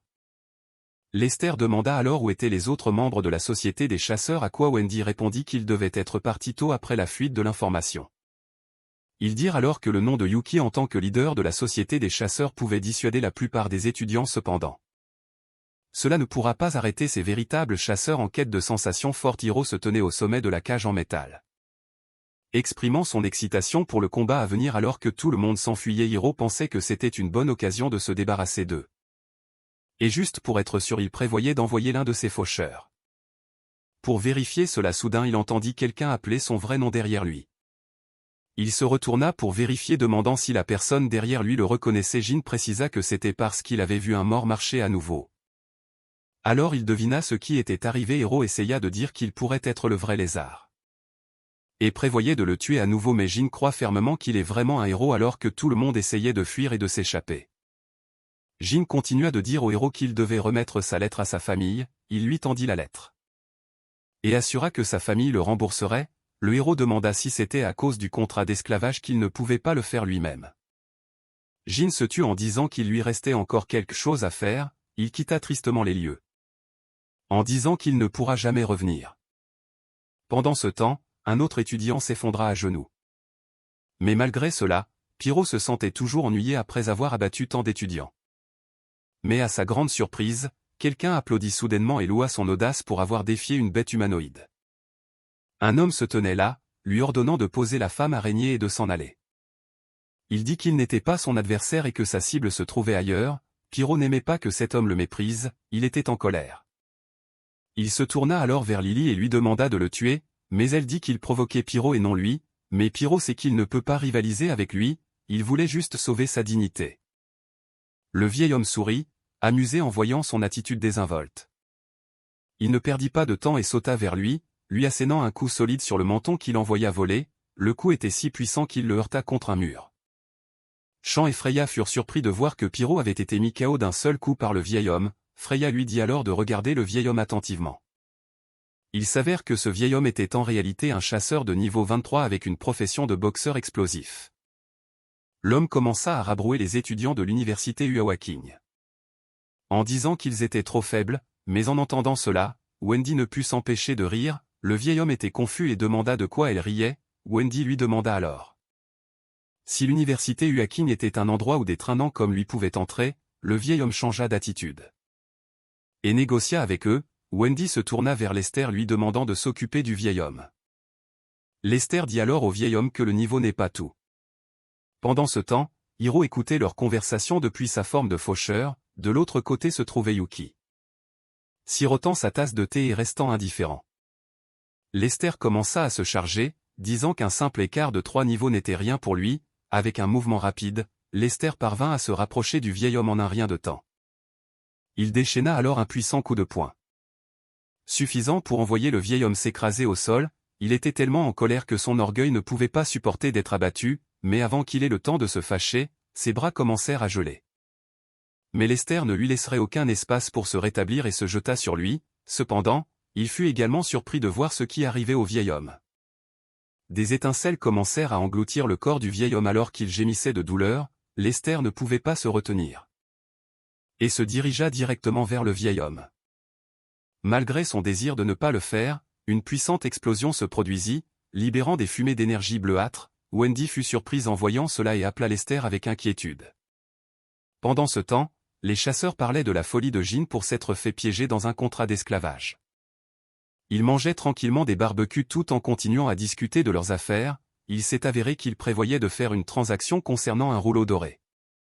Ils parlaient encore quand soudain leur base fut détruite par quelque chose, tous deux se retournèrent alarmés par le bruit soudain. En se retournant, ils virent Jean devant eux, l'homme blond le reconnut. Tandis que l'autre demanda s'il s'agissait d'un ennemi, le blond lui dit alors qu'il était celui qui avait été piégé dans un contrat d'esclavage. Blondie lança alors ses couteaux avec des fils magiques vers Jean. Pensant qu'il serait facile de le maîtriser, les couteaux transpercèrent sa poitrine. Et il ne réagit même pas, il s'effondra sur ses genoux alors que les hommes commençaient à s'approcher de lui. L'autre plaça sa main sur la tête de Jean, préparant à activer son pouvoir de lecture de pensée. Sa tête fut alors engloutie dans une énergie violette alors que le pouvoir était activé. Les souvenirs de la perte de ses coéquipiers se rejouèrent dans son esprit. Il y eut aussi le souvenir de la rencontre de son équipe avec un groupe de méchants, le souvenir suivant montra la partie où ils essayaient encore de quitter les lieux. Et la dernière scène mémorable était celle où il tenait 3 pilules dans sa main, le pouvoir de lecture de pensée de l'homme fut alors interrompu. Lorsqu'il remarqua quelque chose, Blondie lui demanda s'il avait trouvé la source du cristal magique doré. À quoi l'autre répondit que l'image avait été coupée après qu'il ait vu 3 pilules, soudain Jean disparut devant lui. Et apparut soudainement derrière lui, il lui enfonça alors la tête violemment contre le sol, laissant l'homme inconscient. Il se leva alors, émanant une puissante lueur rouge sur tout son corps. Blondie fut surpris en voyant. Et en reconnaissant l'aura rouge foncée qu'il utilisait, mais avant qu'il puisse finir ses mots. Jean parvint à s'approcher et à se pencher plus près. Il attrapa alors son cou et le souleva dans les airs, il demanda où étaient ses coéquipiers. À quoi Blondie demanda s'il avait pris la drogue interdite. Jean, impatient, lui enfonça la tête sur le grill. Blondie sentit la chaleur du grill brûler son visage. Jean répéta sa question. Demandant où étaient ses coéquipiers, Blondie n'eut d'autre choix que de lui dire qu'ils étaient tous allés à l'arène interdite, entendant enfin l'information dont il avait besoin. Il décida de fracasser complètement la tête de Blondie. Il leva alors les yeux, sa destination désormais fixée sur l'arène interdite, au sommet du lieu cible, des gens étaient vus en train de préparer un rituel d'éveil. Ils se plaignaient. Mais leur patron était extrêmement méfiant envers quelqu'un en particulier et devait mettre cela en place. Il admit qu'ils avaient tué pour voler des trésors, mais cet homme, celui dont il se méfiait, semblait être né pour tuer. Pendant ce temps, Wendy continuait à appeler désespérément Lester, qui avait été pris dans l'explosion, à son grand soulagement. Lester répondit et lui assura qu'il allait bien, il avait pu mettre en place une barrière pour se protéger du feu. Wendy lança de toute urgence sa magie pour aider Lester à sortir de l'endroit. Mais ce dernier lui dit d'arrêter, car cette chose dévorait le pouvoir. Wendy fut surprise. Lorsque sa magie fut retirée d'elle, elle obéit immédiatement à ses instructions et coupa son pouvoir. Elle regarda alors la magie qui avait commencé à ronger sa capacité. Chant et Freya étaient surpris par ce genre de capacité. Et trouvaient cela étrange et effrayant. C'est alors que Yuki se leva enfin et dit à Wendy qu'il ne pouvait tenir que 10 minutes de plus. Ils le regardèrent, luttant pour maintenir son barrière. Pour bloquer l'attaque. Ils jetèrent également un coup d'œil à la femme araignée qui était piégée dans la cage. Yuki déclara alors que la fille araignée serait sienne à revendiquer, ce à quoi Wendy accepta à condition qu'ils ne prennent qu'elle. Tous deux convinrent des termes. Et Yuki commença à faire son mouvement. Un nuage d'énergie bleuâtre fut alors conjuré au-dessus de la brume violette en dessous. Pyro fut surpris en voyant cela. Le nuage bleuâtre brillait si intensément au-dessus de Hiro qui se cachait en dessous ainsi que de Lily qui semblait indifférente alors qu'elle continuait à s'asseoir tranquillement. Yuki parla alors et demanda à quelqu'un de sortir puisqu'il était déjà là. c'était un hibou caché dans le cadavre de Pluto. Parlant alors qu'il trouvait la situation intéressante, même Lily était surprise et demanda quand le hibou était arrivé, Hiro était également surpris.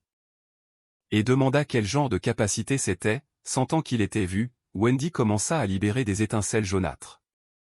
En notant les 4 d'entre eux, elle grimaça alors qu'elle chargeait son pouvoir.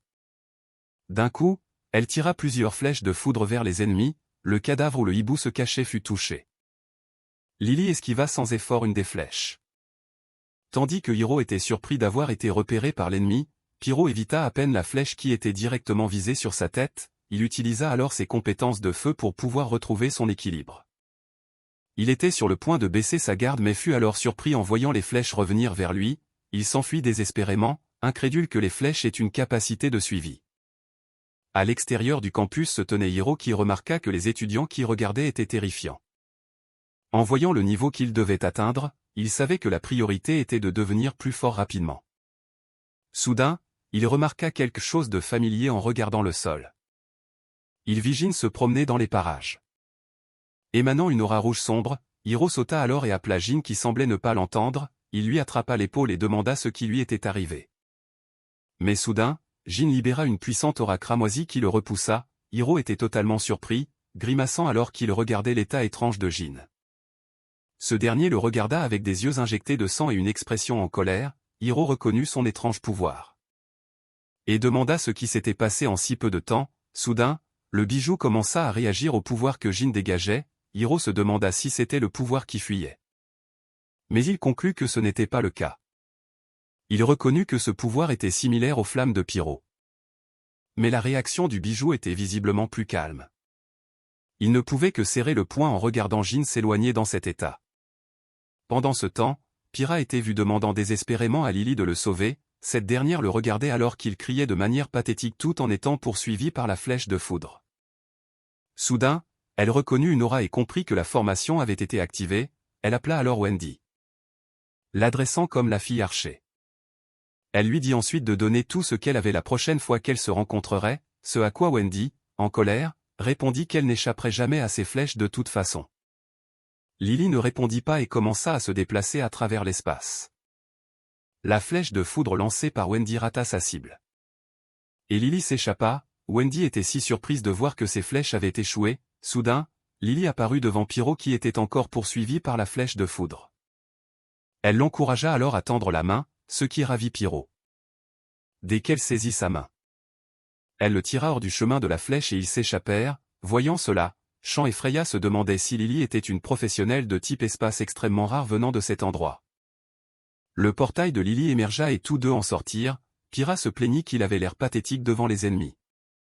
À quoi Lily demanda s'il ne voulait pas être sauvé, Pyro dit qu'il ne voulait pas fuir, seulement pour que Lily transfère les flèches dans une dimension différente. Mais elle révéla ensuite que les plans avaient changé, ils furent alors surpris de voir que le rituel d'éveil avait mal tourné. L'entité du cercle d'éveil commença à massacrer tout le monde à la vue. Tiro demanda ce que faisaient ces gars-là.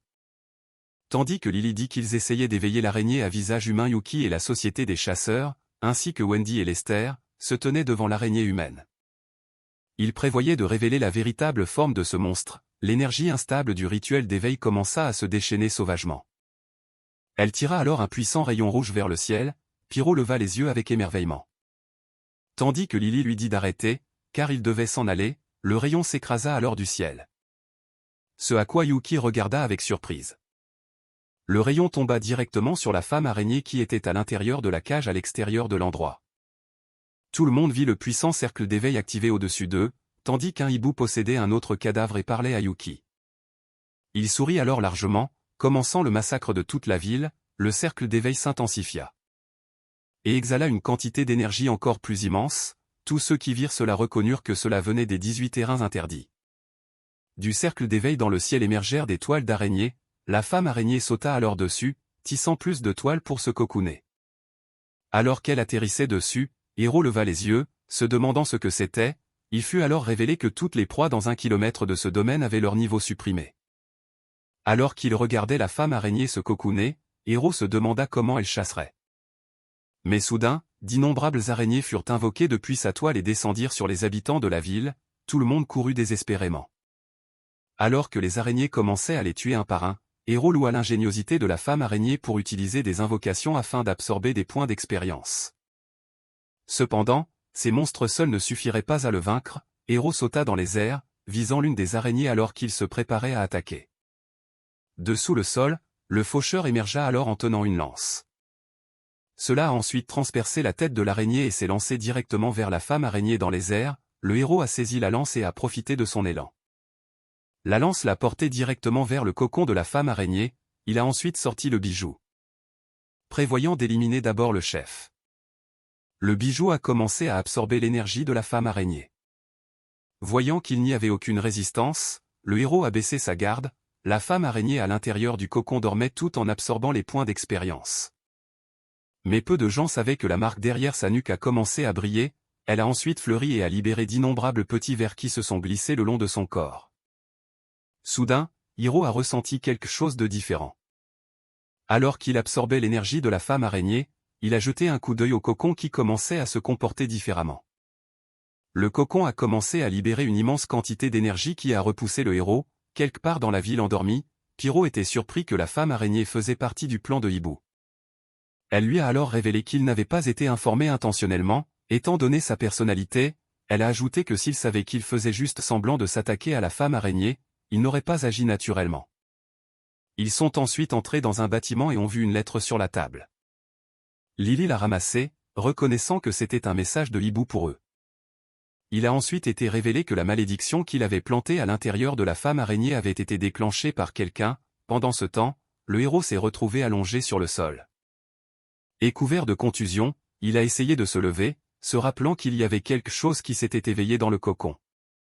Et l'avait repoussé, il a levé les yeux vers lui, résolu à découvrir ce que c'était. Soudain, il a vu une explosion au loin. Ce qui l'a surpris quand il a regardé. Il a vu Freya et le reste des étudiants être projetés, il s'est avéré que Yuki venait de libérer une puissante attaque depuis le sol, un squelette a commencé à s'assembler. Alors qu'il félicitait Yuki, ce n'était autre que Hibou lui-même. Spéculant que Yuki voulait le tuer, il lui a alors dit de se dépêcher et d'essayer de le tuer avant que la femme araignée ne grandisse et n'atteigne le niveau 30, Hibou a ensuite proposé une suggestion. Yuki apprivoisera la femme araignée et Hibou tuera tout le monde. Yuki semblait ne pas aimer la suggestion et a menacé de tuer Hibou. Ce dernier n'était pas dérangé, disant qu'il ne s'attendait pas à ce qu'il agisse de cette manière, il a ensuite dégagé une énergie sinistre et écrasante en disant que Yuki l'avait déçu. Mais avec un mouvement rapide, Yuki a pu se faufiler derrière Hibou, ce n'est qu'alors que ce dernier a remarqué que Yuki était sur le point de lui lancer une attaque. C'était une victoire sans effort pour Yuki. Alors qu'il brisait instantanément le corps de Hibou, il a ensuite déclaré avec confiance qu'il ne choisirait jamais Hibou, le corps écrasé du squelette reposait sur le sol, immobile. Mais ce n'était pas encore sa fin alors que son énergie cramoisie commençait à se condenser. L'énergie cramoisie a pris une forme humanoïde alors qu'elle parlait, c'était Hibou. Lui demandant de choisir entre souffrir vivant ou mourir involontairement, Yuki a ri. Déclarant qu'il pourrait facilement trouver son vrai corps, entendant cela, Hibou était surpris, Yuki a ensuite étendu ses mains sur les côtés et a libéré son énergie en tant que maître de l'espace. Déclarant qu'il pouvait facilement trouver son vrai corps, en entendant cela, le hibou fut surpris. Yuki étendit alors ses mains sur les côtés et libéra son énergie en tant que maître de l'espace. Yuki peut sentir chaque présence cachée dans cet endroit, entendant ce hibou penser que son pouvoir était trop surpuissant avec sa barrière englobant la totalité de la zone interdite. Il peut sentir la présence de tous ceux qui se tiennent là. Et cela lui suffit pour s'occuper du hibou.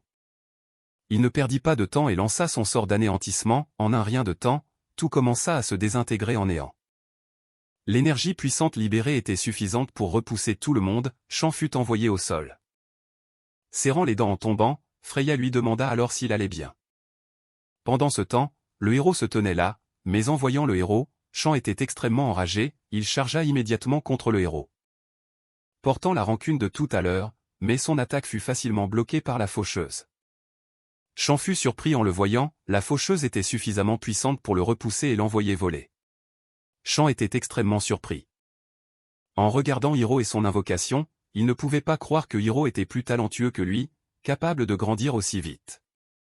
Freya lui dit alors d'arrêter de faire des bêtises.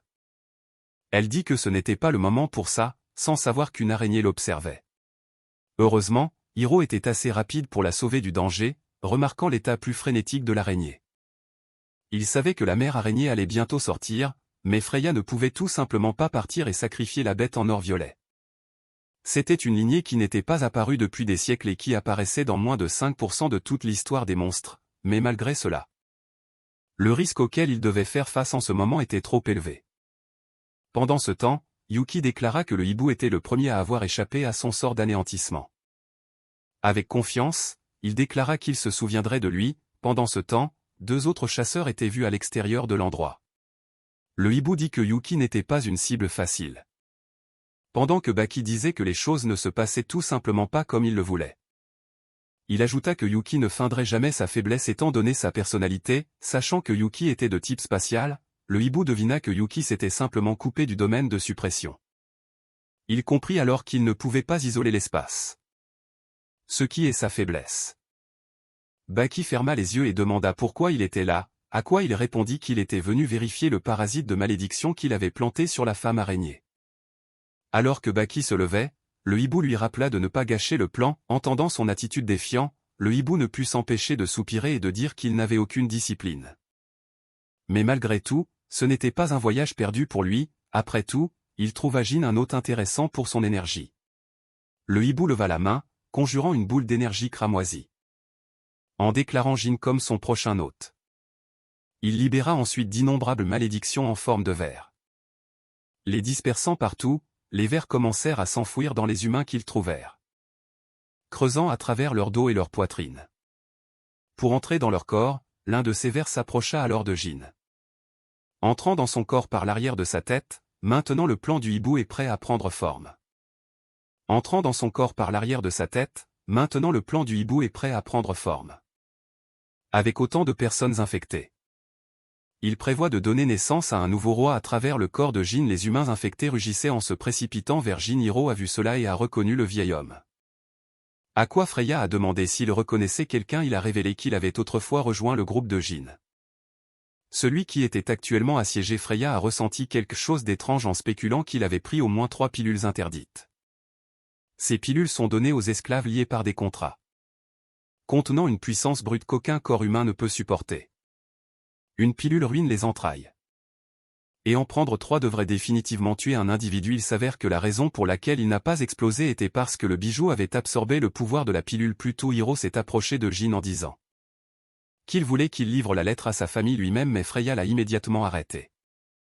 En disant qu'il ne pouvait pas y aller, Hiro a alors demandé pour quelle raison il ne pouvait pas y aller. Freya a activé son pouvoir, lui demandant de voir les choses par lui-même. Elle a ensuite placé ses doigts sur son front et a activé son pouvoir. Un sigil brillant sur ses mains émettait une énergie verte. C'était la compétence appelée l'arbre de la vie. Hiro a demandé pourquoi il se sentait lié à son battement de cœur.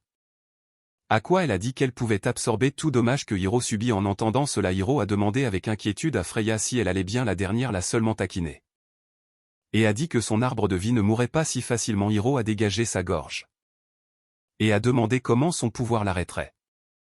Mais quand il a ouvert les yeux, il a été surpris par ce qu'il a vu. Il a vu les arbres représentant les forces vitales des personnes devant lui. Freya a expliqué que ce sont leurs arbres de vie. Et l'arbre desséché de Jin signifie qu'il est déjà mort.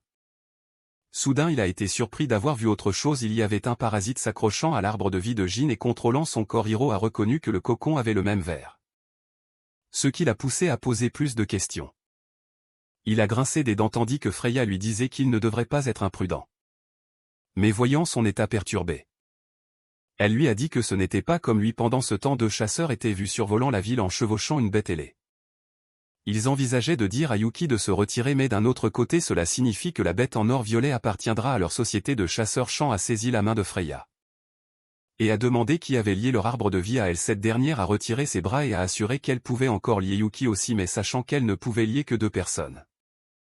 Shan savait qu'il devrait être écarté. Il s'est alors tourné avec colère vers Hiro, qui a répondu avec une attitude désinvolte. Cela l'a beaucoup irrité et il a libéré une puissante énergie visant à tuer Hiro. Voyant ses compétences de niveau 16, Hiro s'est préparé à l'affrontement. Mais soudain l'espace autour de Shan a été coupé, les surprenant de même pour Freya qui était également surprise. 2 d'entre eux furent alors téléportés loin du héros. Derrière lui, Yuki émergea. qui téléporta Chang et Freya à ses côtés, le héros se prépara immédiatement à attaquer Yuki. Mais ce dernier activa sans effort son pouvoir pour contrer avant que le héros puisse faire quoi que ce soit. Il fut piégé à l'intérieur de l'espace conjuré par Yuki. D'un geste de la main, il réussit à augmenter la gravité à l'intérieur. Et fit tomber le héros à genoux. Il pouvait à peine respirer alors qu'il serrait les dents, endurant la douleur, mais ensuite le sigil de l'arbre de vie sur sa main commença à briller. C'est alors que Yuki remarqua que Freya était celle qui souffrait des dégâts qu'il avait infligés. Yuki resta sans voix un moment en la fixant, puis demanda si elle lui avait vraiment donné son arbre de vie, il se moqua ensuite. Surprenant tout le monde en relâchant ses pouvoirs. Chang se plaignit que Yuki l'avait laissé partir aussi facilement tandis qu'Hiro pensait qu'il était un monstre. Chang se précipita alors pour vérifier Freya qui toussait à cause des dégâts qu'elle avait subis, Yuki s'approcha d'eux. Surprenant tous les deux, il sortit une pilule rouge en ordonnant à Freya de la prendre. Chang fut surpris, demandant d'où il avait obtenu ce contreband interdit, tandis qu'Hiro se demandait ce que c'était. Mais Yuki ne répondit pas et dit simplement qu'ils avaient déjà perdu trop de temps, Chang était extrêmement enragé. Disant que la drogue allait écraser le corps de Freya, mais Yuki s'en moquait et avait juste besoin d'elle pour conquérir la bête en or violet. Laissant Chang sans voix et incapable de répliquer, Yuki poursuivit son chemin. Menaçant de s'occuper de Chang en premier. S'il interférait davantage, pendant ce temps, Hiro se demandait pourquoi Yuki n'était pas du tout affecté par la suppression du domaine de chasse. Il parla alors de manière provocante, disant que Yuki ne s'en prenait qu'aux faibles, ce dernier se retourna, semblant affecté par ce qu'il venait de dire. Mais ensuite Freya saisit soudainement sa main, elle lui dit qu'il ne restait plus beaucoup de temps. Et se porta volontaire pour prendre la drogue, elle remercia le héros de s'être exprimé pour elle, mais c'était son accord avec lui, Hiro resta sans voix en entendant ces paroles. Elle ingéra la drogue alors que Yuki commençait à conjurer une pièce spatiale autour d'eux, ils se dirigèrent ensuite droit à travers le cocon de la mère araignée. Pendant ce temps, Chang et le héros se regardèrent, sans voix. C'est alors qu'un oiseau géant se posa soudainement devant lui, portant deux chasseurs, les deux chasseurs descendirent de l'oiseau et continuèrent à se chamailler. Le visage de Chang s'illumina en les voyant, ses amis, ils demandèrent alors comment la situation avait pu en arriver là. À quoi il répondit que c'était une longue histoire, Hiro regarda alors les deux d'entre eux, pensant que ces deux-là étaient forts. Soudain, Chang pointa vers le héros. Et dit aux deux de l'aider à sortir le héros, entendant cela, le héros se prépara immédiatement pour le combat, l'un d'eux ne prit même pas la peine d'écouter l'histoire complète d'abord. Et voulait juste satisfaire ses points qui démangeaient. Il se tenait devant lui disant d'utiliser déjà sa carte maîtresse s'il voulait vivre. Pendant ce temps, Wendy et Lester se tenaient au sommet d'une falaise, regardant Luke et Zoya en contrebas. Qui faisait actuellement face à Hiro. Ce dernier parla en disant que Luke était le troisième imbécile de l'université Uaching qui l'avait irrité. Confiant, Luke lui donna une minute pour dire ces derniers mots. Il ne savait pas que quelque chose de l'ombre de Hiro rampait à travers le sol et s'approchait de Luke. Wendy et Lester ne remarquèrent rien. Mais ils pouvaient sentir que quelque chose n'allait pas lorsqu'Hiro leva les mains. C'est à ce moment-là qu'ils réalisèrent enfin que c'était l'ombre. Luke ne remarqua l'embuscade que lorsque l'ombre avait déjà réussi à s'approcher de lui. Un faucheur d'âmes émergea et lança une rapide entaille, Luke réussit à éviter. Bien qu'il ait été surpris par l'attaque soudaine, Hiro n'en avait pas fini et envoya deux autres faucheurs d'âmes pour une attaque de suivi, alors que Hiro continuait à commander les faucheurs d'âmes avec son pouvoir. Luke commença à activer ses propres capacités en réponse. Il commença à se transformer en flamme tandis que le faucheur d'âmes brandissait son épée contre lui, il la poussa alors en avant contre Luke. À quoi ce dernier réussit à peine à éviter, même après avoir utilisé son pouvoir de feu, il remarqua que l'épée lui avait même éraflé le visage. Le surprenant, Hiro le regarda avec un regard froid et calculateur alors qu'il évaluait la situation. Lester fut surpris que Hiro soit capable de forcer Luke à sortir de sa forme de flamme, ce dernier reprit sa position de combat et regarda en avant, reconnaissant les compétences de Hiro.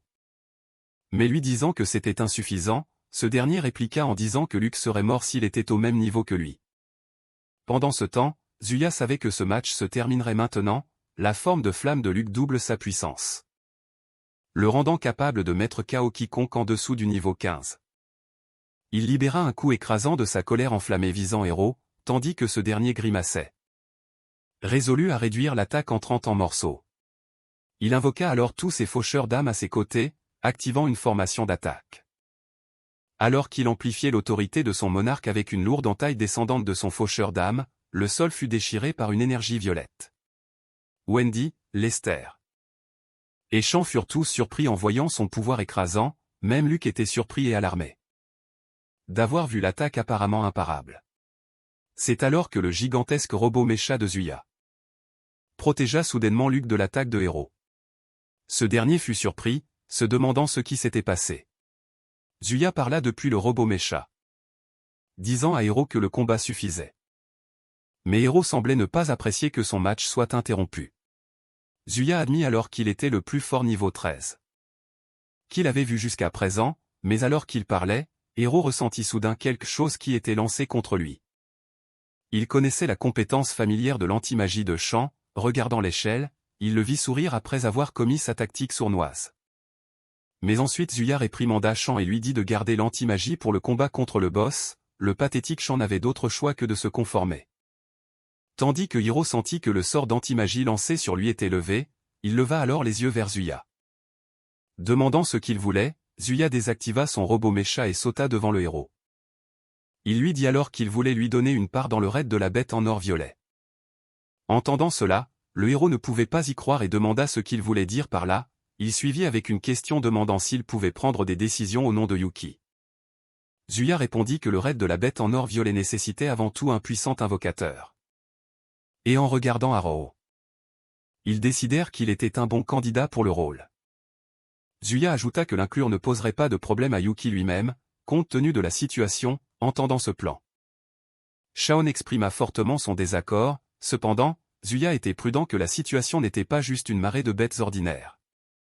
Luke lui dit d'arrêter d'être si mystérieux et d'expliquer la situation clairement, Hiro fut alors surpris d'apprendre que la frénésie de la marée de bêtes était due à l'éveil de bêtes démoniaques de haut niveau. Cependant, tout cela n'était que des spéculations de Zuya. Sean demanda alors si la situation était suffisamment grave pour provoquer une guerre majeure. Mais Zuya lâcha enfin la bombe, comment savait-il qu'une seule s'était éveillée? Entendant cela, le héros était totalement perturbé, ce sujet lui rappelait quelque chose qui s'était passé il y a 10 ans. Lorsque la dernière conscription nationale eut lieu, il n'était encore qu'un enfant, sa mère se tenait là, lui demandant ce qui n'allait pas, pour avoir l'air si sombre, il dit qu'il était triste. Parce que ses parents semblaient les quitter pour un voyage d'affaires, mais Hiro savait qu'il ne partait pas en voyage d'affaires, mais vers un endroit dangereux. Puis son père intervint en demandant s'ils n'avaient pas toujours admiré les héros, avant d'ajouter que c'était leur travail en tant que héros de défendre leur maison et leur pays. Le jeune héros ne pouvait que les regarder avec confusion sur son visage, tout comme sa petite sœur, il baissa les yeux à l'époque, s'excusant auprès de ses parents de ne pas avoir pu protéger sa sœur. Mais il relève la tête avec fierté maintenant, s'adressant avec confiance à son père, il porta la leçon sur l'héroïsme qu'il lui avait enseigné à l'époque. Soudain, Yuki libéra une puissante énergie spatiale. Alors qu'il flottait dans les airs, Hiro leva les yeux vers lui, imperturbable face à la quantité écrasante d'énergie. Le regard des étudiants de la Société des chasseurs se leva également avec admiration, après un court instant. Yuki déclara le succès de ses plans. Les petites araignées terrorisant la ville commencèrent à se désintégrer. Se transformant en fumée rouge alors qu'elles disparaissaient une par une, l'effet du domaine de chasse avait disparu. Il savait que Yuki avait soumis la femme araignée. Lester déduisit qu'ils attaqueraient probablement le démon en or violet. Ensuite et demanda s'ils allaient toujours concourir, entendant cela, Wendy le taquina pour être si découragé, mais Lester avait une raison valable. Il n'avait jamais su que l'écart de pouvoir entre eux était si énorme, cependant, Wendy savait qu'il y avait une raison pour laquelle ils avaient été envoyés ici par le président, il s'avère qu'après la divination. Ils avaient vu que Yuki rencontrerait le premier revers de sa vie, pendant ce temps, les mains de Luke éclatèrent soudainement en flammes violettes, Zuya appela Luke avec inquiétude. Tandis que ce dernier semblait hors de lui, le héros se prépara immédiatement avec son faucheur. Mais Luke a ensuite lancé une cage de flammes qui a emprisonné le héros à l'intérieur, ce dernier a compris que cette cage était spécifiquement conçue pour contrer son pouvoir de nécromancie. Luke s'est approché de lui avec une aura flamboyante. Déclarant que c'était lui à son apogée, le héros a rétorqué que sa forme maximale semblait même plus lente qu'auparavant. Luke ne tolérera pas ce manque de respect. Et charge immédiatement en avant pour attaquer, indifférent. Le héros a demandé si sa vitesse plus lente était due à une consommation d'énergie plus rapide. Il a mis le doigt sur le problème. Luke avait peur de perdre contre lui-même à son apogée, refusant d'accepter ce fait. Luke a lancé un poing enflammé contre Hiro. Mais ce dernier ne fit que se retourner vers lui, déclarant qu'il n'avait pas utilisé ce mouvement depuis longtemps. Hiro le regarda avec un regard sérieux, libérant une intense quantité de soif de sang. En recevant cela, Luke s'est figé et a été surpris, il a été stoppé dans son élan et est tombé au sol en tremblant de peur. Il a grincé des dents et a levé les yeux, ne voyant qu'un faucheur juste devant lui brandissant une faux contre lui. Il a commencé à transpirer alors que la faux se balançait vers lui. Heureusement pour lui, le robot mécha de Zuya était encore là pour arrêter l'attaque. Zuya a arrêté le combat et a dit aux héros de garder leur énergie pour le raid de la bête en or violet. Cependant, le héros a fait remarquer que quelqu'un ne semblait pas vouloir s'arrêter, en faisant référence à Luke, ce dernier a grincé des dents. Pensant que personne ne l'avait jamais fait se sentir aussi terrifié, il s'est levé avec colère et a exigé un match revanche. Disant qu'il ne reconnaissait pas l'illusion qu'il avait faite, mais Zuya lui a dit de s'arrêter, lui rappelant la gravité de la situation. Entendant cela, il n'avait d'autre choix que d'écouter et de se conformer. Il s'est retourné et a déclaré qu'il obtiendrait sa revanche même si ce n'était peut-être pas maintenant. Après que le problème ait été réglé, Zuya s'est présenté correctement.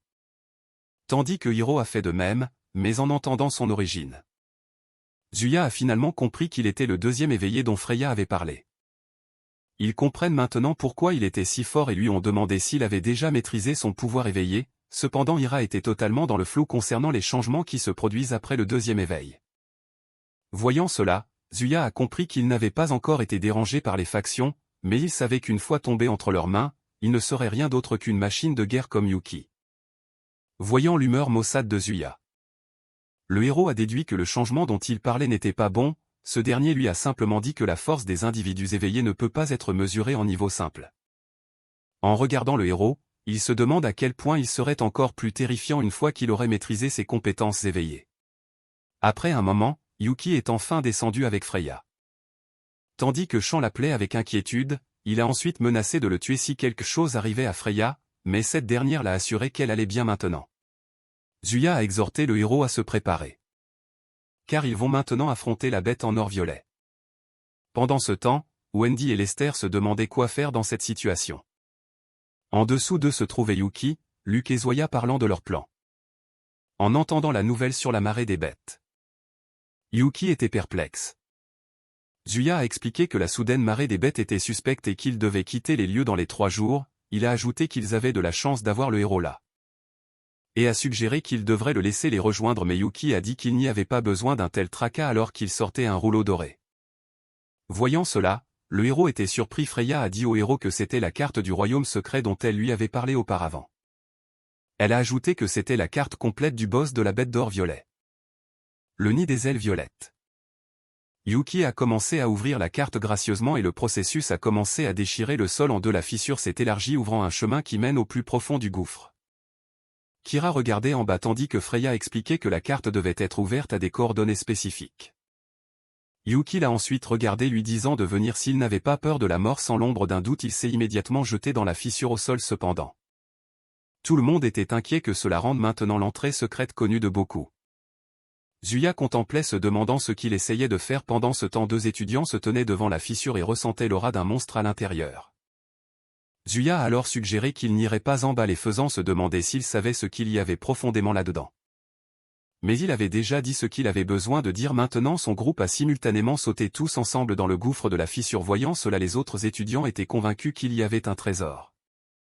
Et voulaient rivaliser.